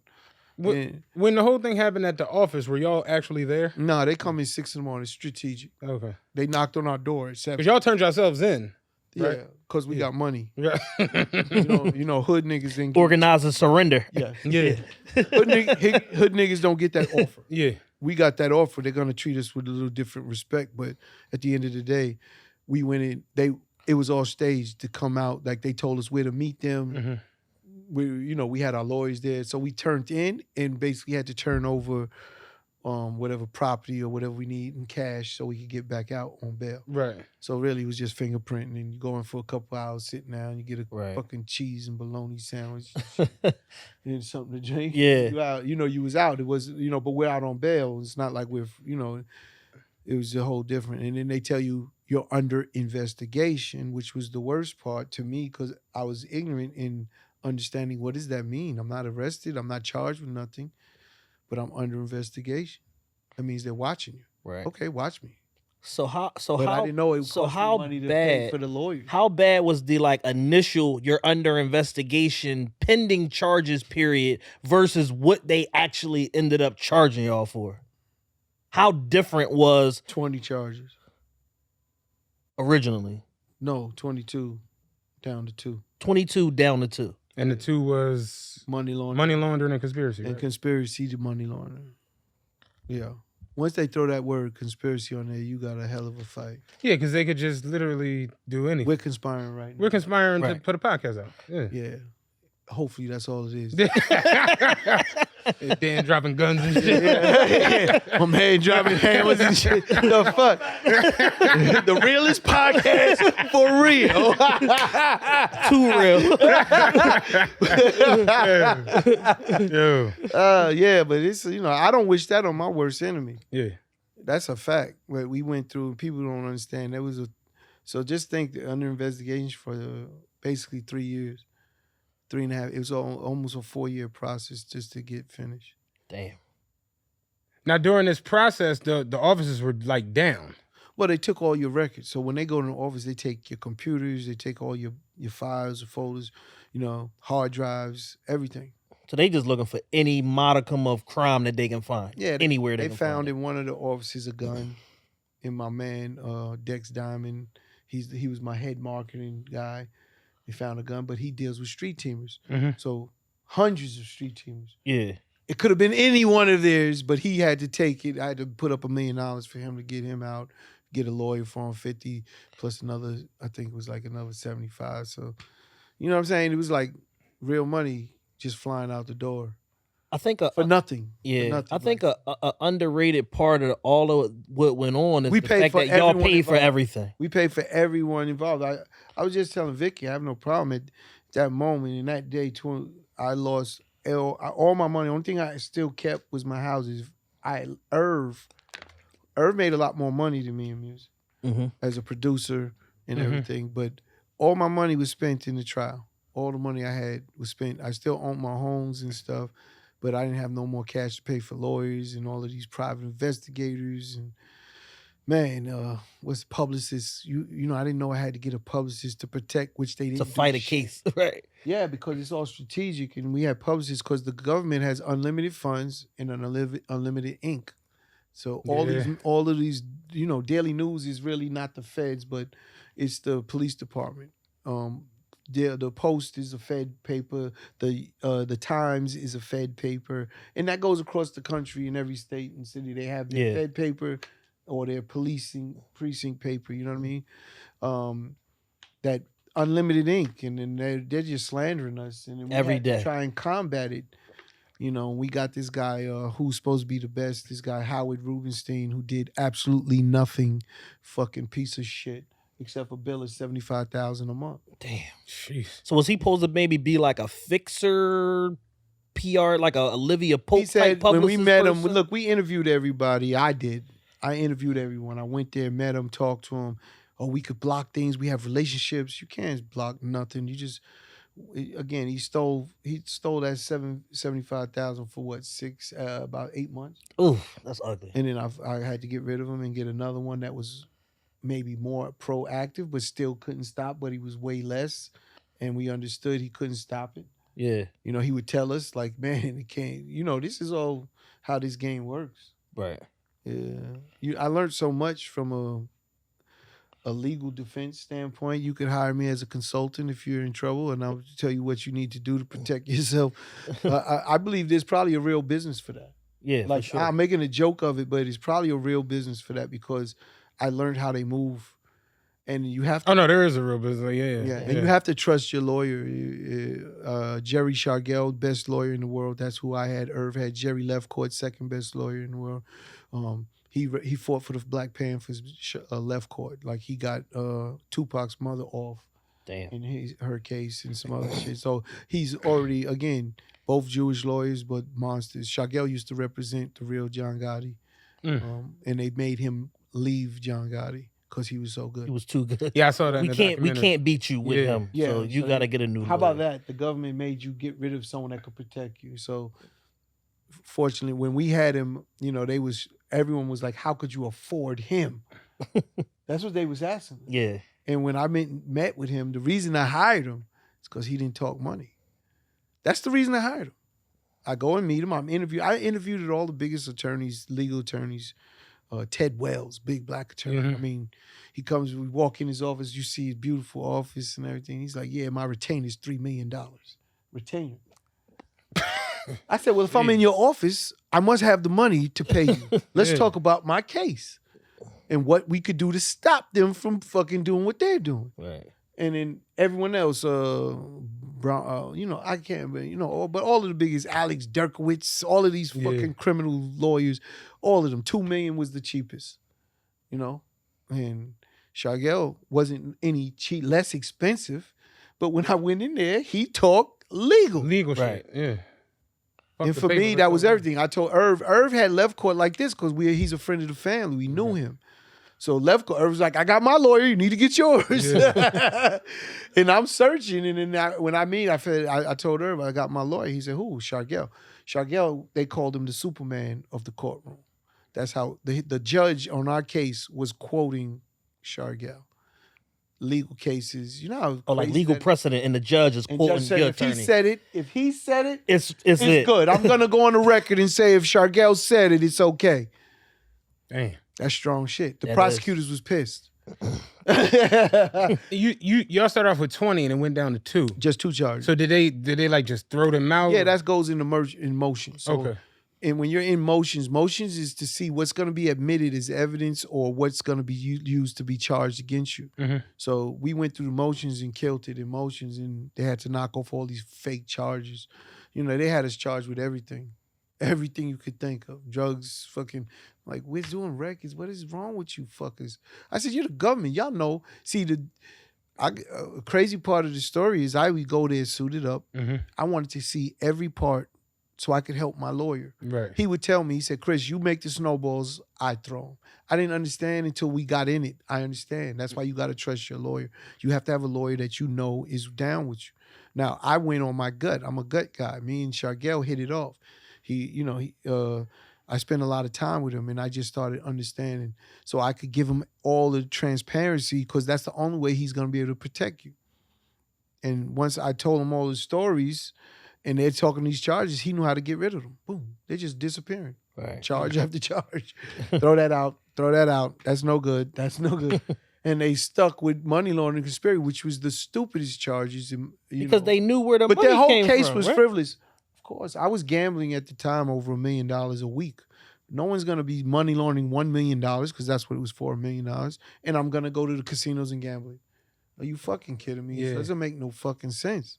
Tell me I was money laundering. I was paying more than that in taxes. So please tell me that I'm fucking money laundering $100 million, $200. Right. Do you think the Preem movie had anything to do with it? Of course it has something to do with it. Crime Partners. Crime Partners comes out first week, does over $4 million. You know what that means? Kenneth Supreme McGriff is now legitimate funding. He had legitimate funding. He got $1 million from Universal for the soundtrack. For the soundtrack, yeah, right. yeah. But this is now even more so. Yeah, so now you got $5 million that you do. We're locking all you motherfuckers. $500,000 out of his account from the soundtrack. Off the rip. Yeah, and then they took all the proceeds from the movie and said if anyone claims it, because we have real contracts. Not just us, Jay-Z, or Jay and Dame, Rough Riders, Snoop Dogg, Ice-T, and us. We all funded the movie. Wow. It wasn't just us. We all put in money to the movie. Contracts. We own this percentage. Right. And then y'all went to Lior and said, you need to buy this because he has other offers. We told Lior, again, it's business. I don't want to make it anything other than what it was. It was business. He had Snoop Dogg, Ice-T, Jay-Z, Charlie Baltimore, Ja Rule, and a couple of DMX, and a couple more prominent name. He could have took that soundtrack at that time to any label. Yeah. So all Irv said is, why are you going to let our artists that are with us be unprotected at Sony or another label. You should do the deal. And Leo's not no gun to his head. Leo's like, you right. And put a deal that he put on the table. Yeah. Irv didn't say, yo, Irv sold it to him in the sense of, look at all the names, listen to the soundtrack. Right. The That's a Def Jam soundtrack. It's gonna go. Yeah. It's gonna go. He's got the rights to all these songs. It's business. So it's like it's so full of shit when all of them ran from that. But the facts are the facts. Don't change the fact. At the time, it's gonna go. Right. Yeah, it don't seem like the times necessarily made sense. For like if y'all were money laundering. I think it's a bigger picture with why they came to us. It wasn't about that. They know everything. The government knows everything. Yeah, because Preem's run was. Hold on. I went through over 60. I don't want to say every one of them, but they gave me over 60,000. You know, they got to submit their evidence Right. of recorded conversations they had on us.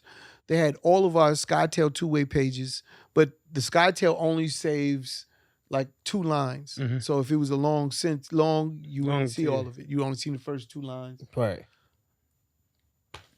Again, the government knows everything. There's nothing that wasn't disclosed in any of that shit that they would know we wasn't doing nothing wrong. Nothing. They just wanted to interpret it their way for their own agenda. Right. So, for instance, my daughter's name is Crystal. They telling me, oh, we're partying because this just happened with Crystal for her party, and you know what I'm saying? And thinking it's Crystal. Yeah. They're thinking it's Shit. I thought they had you on the Heisenberg thing with crystal meth. Yeah. No, they're thinking we're partying because something just happened, right? And they're trying to make it tie together. I'm like, that's my daughter's name. Yeah, we got a The 500. We used to have 500 S500s, the yeah. Benzes. So we telling Preems like, yo, I want to come pick up a car.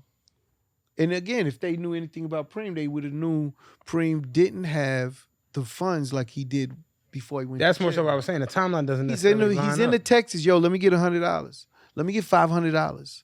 Okay. You understand? Yeah. He was living in hotels, which they got this dude John Reagan, another snitch nigga, that was swiping hotel rooms.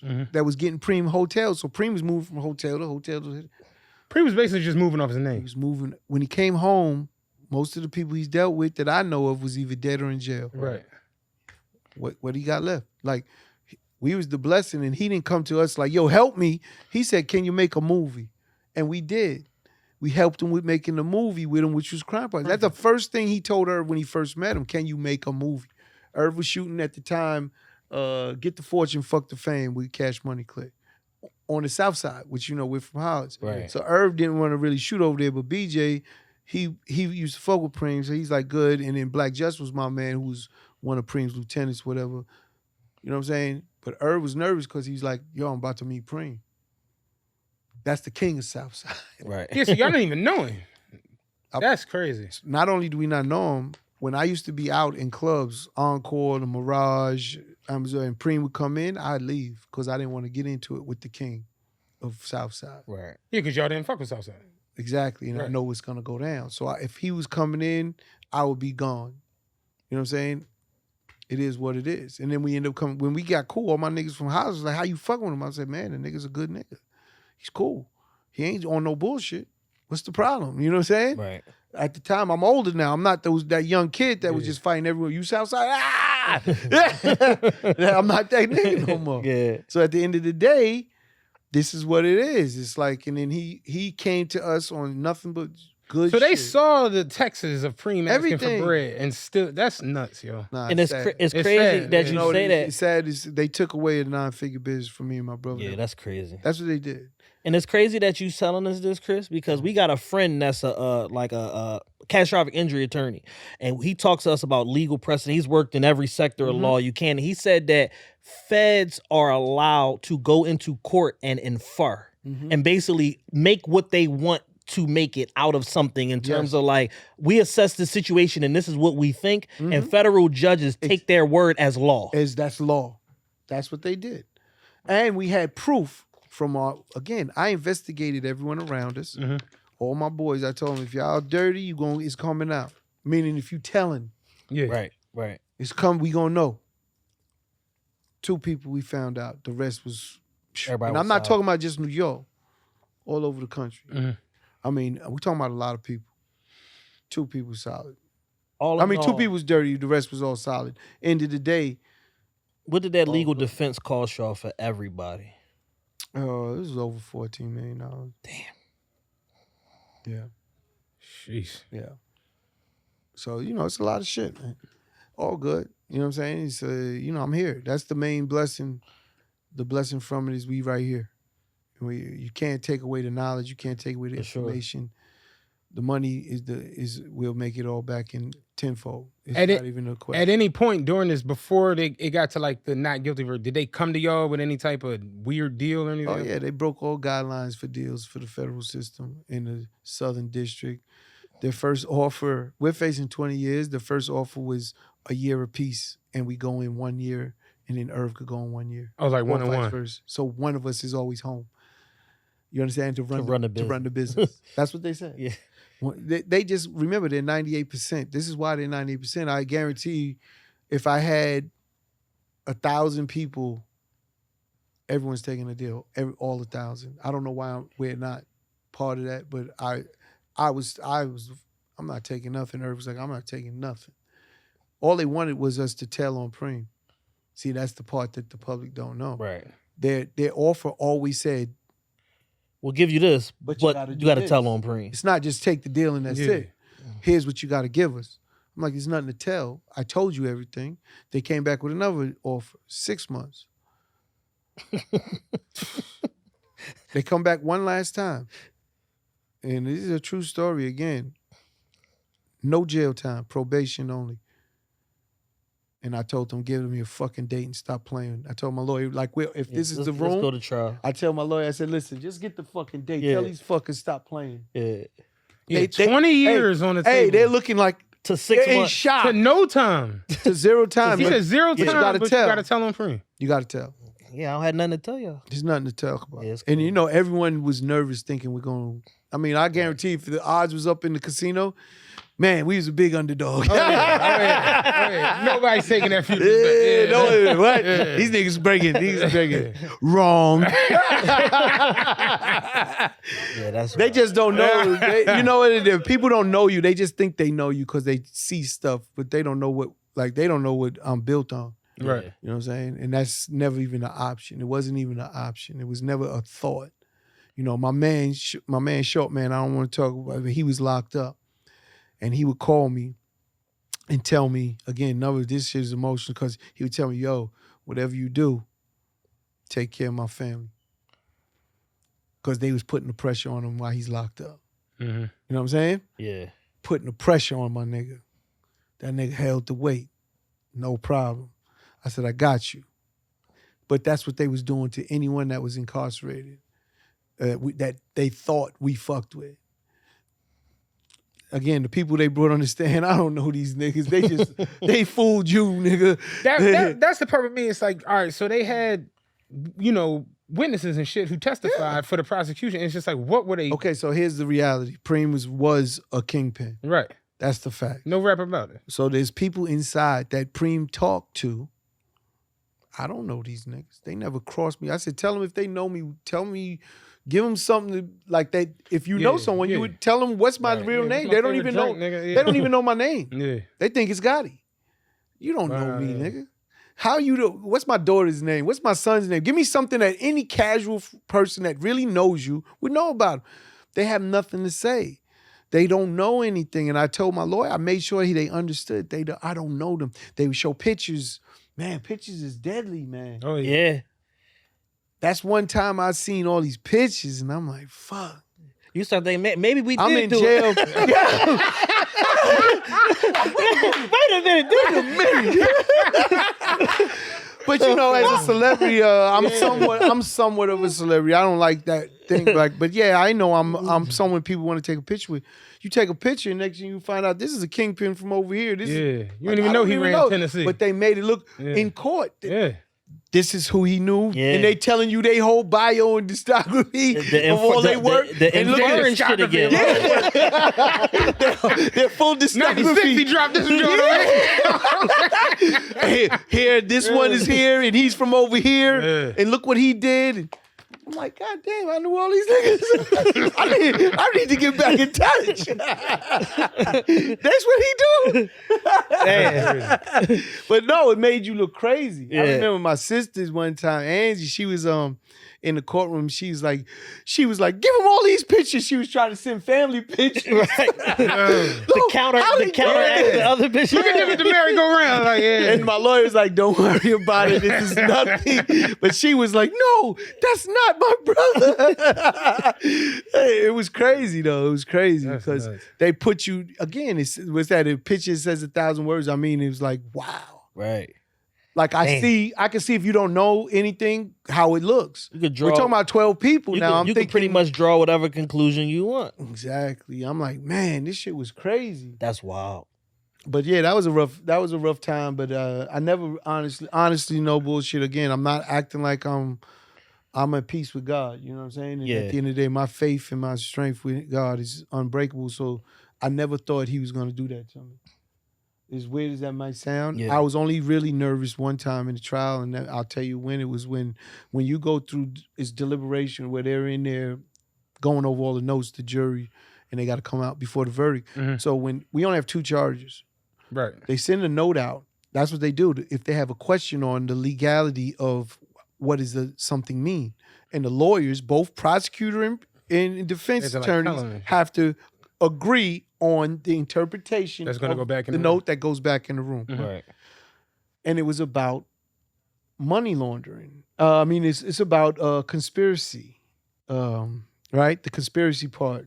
And they asked about it, and I'm like they asked, what is conspiracy? Or what are the terms? Yeah, what are the terms under conspiracy? I'm like, motherfuckers is trying to get us on the loophole. And the reason I say get us is because the first charge, they have to go in order of charges. Yeah, the most serious. So the first charge is money laundering. Well, if I money laundering, conspiracy is a given. That means if I'm found guilty on money laundering, they had to have me guilty for conspiracy. So they already said, no, we're not guilty. This is what we're talking, like I processed right away. That means they say not guilty to money laundering. Almost like we're not even worried about that, but what about this? No, but they have to go in order. So that means they had to all come to a conclusion on the first charge. So money laundering is already off the table. Right. And they're talking conspiracy, and I go crazy. My lawyer had to calm me down. I was like, this is some bullshit. After they sent the note back in. Like, this is some bullshit. They trying to get us on. How are they going to make us not guilty? Because we all conferred that, yes, we had to beat that charge already. Because they would have absolutely made us guilty on conspiracy. Right. Can't do something without conspiracy. I went out in the hallway and I just talked to God for maybe a good 40 minutes. Got it together. In a little circle, maybe less than 8 feet, just circling around like this and talked to God, and then came back. That was the only time. People used to see me out during the trial. We're in the front page, and they'd be like, what are you doing out? I'm like, what do you want me to do? Be in a hole, motherfucker? God damn. I'm out partying. People staring at you, and, it was crazy. The vibe you got, it was really crazy. Like, you knew because you're on the front page of the Daily News, the Post, the Times, business section. It's like, and the articles was terrible. Yeah. I still got probably most of them. I got them all, mostly all of them. So when we do the movie, we'll have full for sure proof of all of this shit. We need some screening passes. Yeah. Now the day of the actual not guilty verdict, y'all hear it. Mm-hmm. What's your initial thought in it? Man, and again, another true. That shit was crazy. So we stand in. We're hoping the verdict comes in. It's Friday. Last day. We don't want to go to the weekend because the thought process, again, that's why I could be a consultant to anyone that's in trouble. I know what you're about to say. You know what I'm saying? We didn't want them to go over the weekend and have more time to think about it, read something negative or whatever. Because y'all jury wasn't sequestered. No. Yeah. So we didn't want them to have more time to think about something. We was like, no, let's need this shit now. Yeah. But it's not up to us. The courtroom ends at 5 o'clock. It's literally 4:57. We're like, fuck, it's gonna go to the next day. And then when that clerk hits that door, all rise. We like, that means they got the verdict. They got a verdict. Just like in real TV, the courtroom, that chitter chat, that little murmur you hear, that's all you heard. Our court, they said they never seen nothing like, because we had the room full. and they had to give us another room with a TV for all the people that came to see and support. Oh shit! And they didn't want all our supporters in the room, so we had you usually have one side is prosecuted, one side is defense. Our whole defense was on both sides basically, and they had to allow it because prosecutors didn't have but a couple like writers, journalists, and stuff like that. But man, that day was fucking. Again, I'll never forget that day. Like that was so big. I'll never forget my mother. I thought she was gonna have a heart attack when they said not guilty because she just started going, I'm like, Ma, I didn't give a fuck no more. I'm like, yo, Ma, calm down. Because she couldn't stop. And I mean, it lasted a long time. And I was like, yo, calm down. You know what I'm saying? But when that first one, they did Irv first, not guilty, both charges. You know what I'm saying? He looked at me like, good luck, nigga. He said, I'm good. Hope you good too. Oh, man. Yeah, that's another, but I told the prosecutors when that knock came on the door, I said, y'all took over 3 years of my life. I get my shit back today. Right. She got scared. She turned around. Pat Carol Picorni, she's a defense attorney now. She's not a that's usually how it goes. Yeah. They try to make high profile cases on that side and then go private. But it's sad because, as a human being, they talk like they know me. They talk like they knew, the prosecutor. They had it all figured out. I think his name was Chris Herron, and they interviewed him before that day, and he comes in, he said, yeah, it's a good day for conviction, and he's talking all this shit. Talking spicy. Yeah. Yeah. And it's like, damn, they act like they really know me. The judge during motion hearings said, again, I'm in a suit, so they don't realize it's me. They think I'm like working with the lawyer. You know what I'm saying? Like his legal aid or something. Right, not legal aid, but what's that called? Like, paralegal. Paralegal. Yeah. They think I'm his paralegal. I'm suited up. Irv never came. I went to every motion hearing. Irv had And I'm sitting there. I'm taking notes down, and then I'm talking to my lawyer about things. And he said, listen, what are we all here? This is the judge. He said, what are we all here for? We know these guys are guilty. And I just look at this man like I want to kill you right now. I want to rip your fucking head off right now. Like how the fuck is my judge saying this and he doesn't even have all the evidence yet? Right. He said it. I want to get all the transcripts. I guarantee they never let us get them because I want it for the movie. And I wrote a note while I'm staring at the nigga. I'm just staring at him. I wrote a note to my lawyer and slide it to him. And he leans over and he says, we'll talk after it's over. So when it's over, he said, I can't believe this judge would say, this is a federal judge in the Southern District. He said, this is the best judge we're going to get.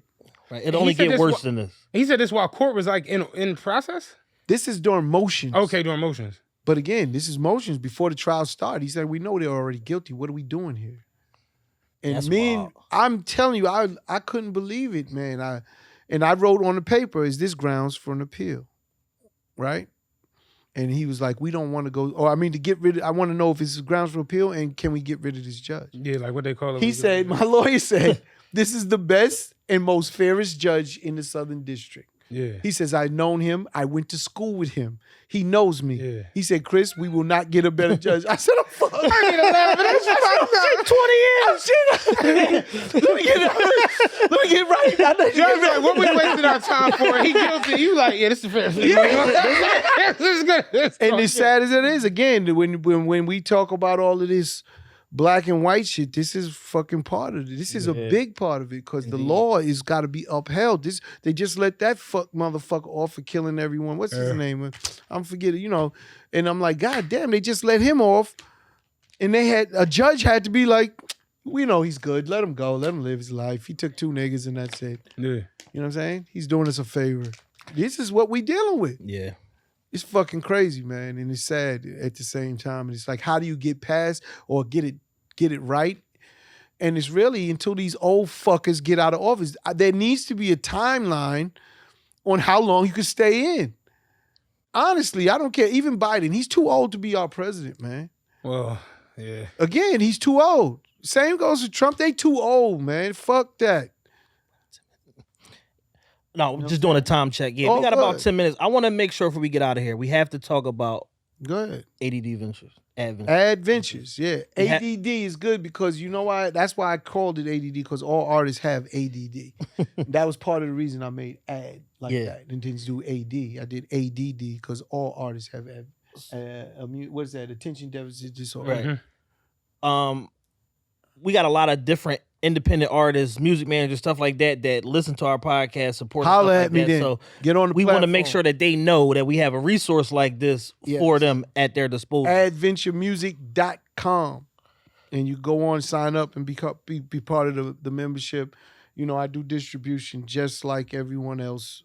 I never knock other companies, but I could tell you differences. Right. And again, the difference is me, right? My mindset, my visibility. Good luck. I'm the CEO. Good luck talking to a CEO. I'm accessible. I have given out phone numbers to so many artists on my platform so they could actually text me, call me for information. And information is everything. So it's like, if I'm giving it away, this is 30 plus years of knowledge and experience. There's a real value there. You know, I just told someone, don't ask me to come and do individual meetings with people. I said, they could find me and get it for free because I'm going to charge you for my time. Don't do that. Get it for free.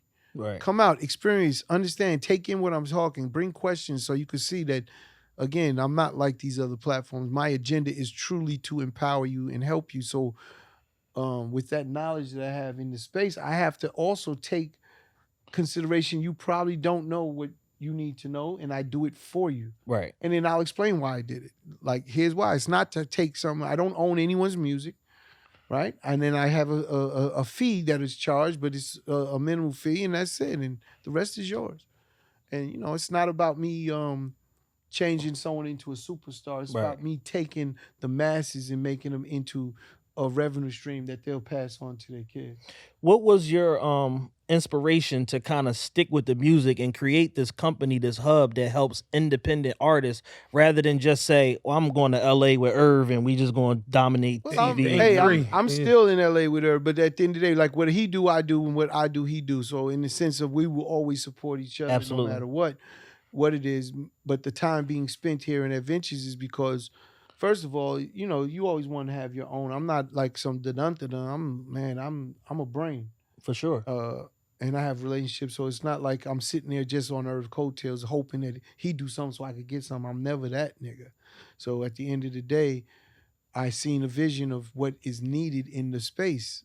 Again, I'm 6 years in with Adventures, but Adventures was actually created in 2007. Let that sink in. Right. 2007, it wasn't time to come to the world. Timing is the number one reason all businesses are successful. And we said that shit driving up here? Yep. Yeah. So timing wasn't right to come out in 2007. In 2015, it was right. I'm still ahead of most of these other platforms. For sure. They just now started. Right. I'm in front of them. But I could also say they probably started because of me. Because they seen, oh man, what's Chris doing? In music history, they always followed me and my brother with our moves. With this particular type of a company, I definitely saw you doing it first. Yeah. And then shortly thereafter, you see a company, United Masters, come. That I'm Shout out Steve Stout. Shout out Steve Stout. He's a big dog. He gets shit big done. Dog. And I need more insurance, Steve. You see there, you know, I don't know if it's that Steve made it more amenable to, you know, to growth or what have you. If I told you when I first did my business plan in 2007, the first name on my business plan, it wasn't called Adventures in 2007. It was called Who Cares Music Group.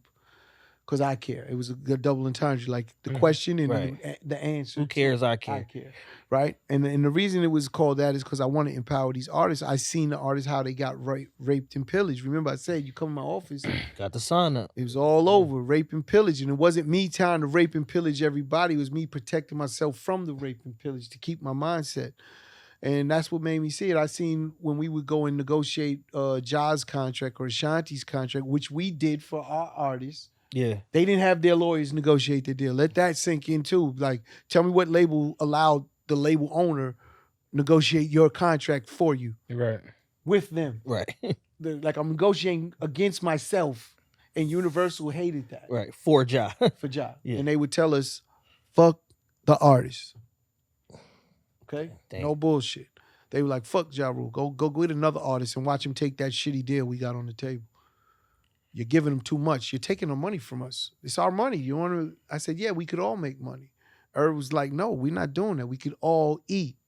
We don't need to do this. So it was And the they like, when you mindset. say all, like, what do you mean all? Yeah, who's included in the all? mean all. Like, when we say all, we mean us. Yeah, I am all. But that was the reality, you know what I mean? What do And you mean that's all? that was what we did. So again, it's a natural, maceration to come from that For sure. mindset. And then you take in technology. It was the time, like, when is the right time to let slaves go? When was that? When is the right time to let artists go? Right. And stop robbing and stealing and just Right. empower them and make money with them in that capacity. And that was my mind. That's what my business said to do. And it's just a matter of time before I take over this industry in that capacity. For those that are unaware, talk about some of the scope of services of things that you provide, just from like a high level that, Well, you know- why an artist should fuck with you. Well, first and foremost is digital marketing. To me is one of the biggest things that artists do today. We don't, if we go back in time, we used to have to, if I wanted people to know it in LA, I had to either physically go to LA or send tons of print ads or things to put in LA, Right. but billboards, teams yeah. and all that shit. And that's how you got it today. That same billboard is digital and it costs you pennies to do, like overnight, like that easy digitally. And that's what you need to do.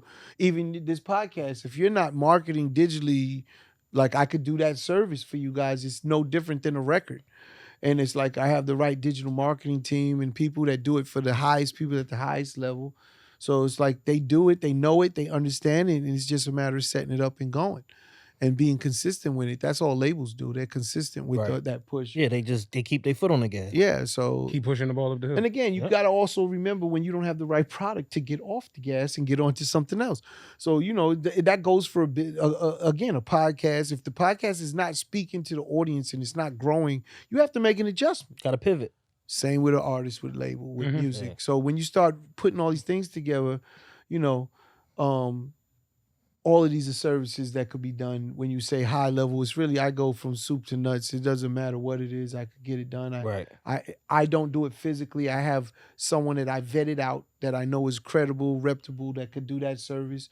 And they do it at a very well at the most affordable price. Right. So I'm getting you. Our independent artists are probably the most raped and pillaged artists today. Bar none. Okay, so I'm helping you. Charge So you people. don't They get- charge them for everything. So I vet out any of my services, vet it out, and they do what exactly it's supposed to do. Whatever it says it's going to do, it does it. So now you're paying for, and you know exactly what you're getting. To me, that's so important because most artists don't know what that is. They just know they need it, and they don't know. But now you come here Right. to Adventure Music, and you're getting exactly what you want. Absolutely. And then that to me is everything because that saves you the time, and you could spend your time somewhere else, which is making music, relevant music. That's the hardest job. And for artists that's trying to get in contact with you, trying to get in contact with Adventures Music, what do they got to do again? Ooh, ooh. And I come running. No, all you got to do is go to adventuremusic.com and sign up, or you could go to my gram, Chris Gotti 187. Hit DM me again. Someone will get back to you if it's not me. I don't want to act like I do it all in my Instagram. I do not, but I have reports for everything every day. So if someone's hitting me and it's right, cool. Just remember, I don't have time to answer 1,000 people Right. every day. I would never get nothing done. So the best way is go to the website. The website is good. You're going to be, again, there's a place to ask a question, the email, we get right back to you. It's real people. These are not bots. These are not automated responses. Everything will be original and real from a person inside of my staff, if not myself. I answer people too. I don't want to tell you I have an alias, but I won't tell you on the Tell us off camera. Yeah, I answer to a lot of people. So if they see that, come back, it's really me. Gotcha. Because I want to be hands-on. I don't want to not know. And it sounds something simple, but that's my people. So I Right. want to know what my people want and what Right. they feel and everything. And that's part of what I want to do with it. Yeah. For sure. I think that's a perfect way to button this up, man. We appreciate you. Man, thank you. I appreciate the fuck out. We appreciate the Yeah, fuck out of you, man. This This is is lit. this Like, is magic, man. And we Thank got to you. do a part 2. Yeah, when Thank Vicky. whenever you ready. Thank Vicky, the gangster, the OG. For sure. Thank you, Vicky. It's the realest podcast ever, episode 179. It's your boy C. Diddy, live from WTF Studios in New York. Should have been 187. Damn, we off. Maybe you have to hold it. Yeah, that'd be fire, yo. That'd be always crazy. thinking about the road. Yeah, that'd have been fire. Damn, I'm a few off, man. Damn. We out of here. Yeah. Peace. One.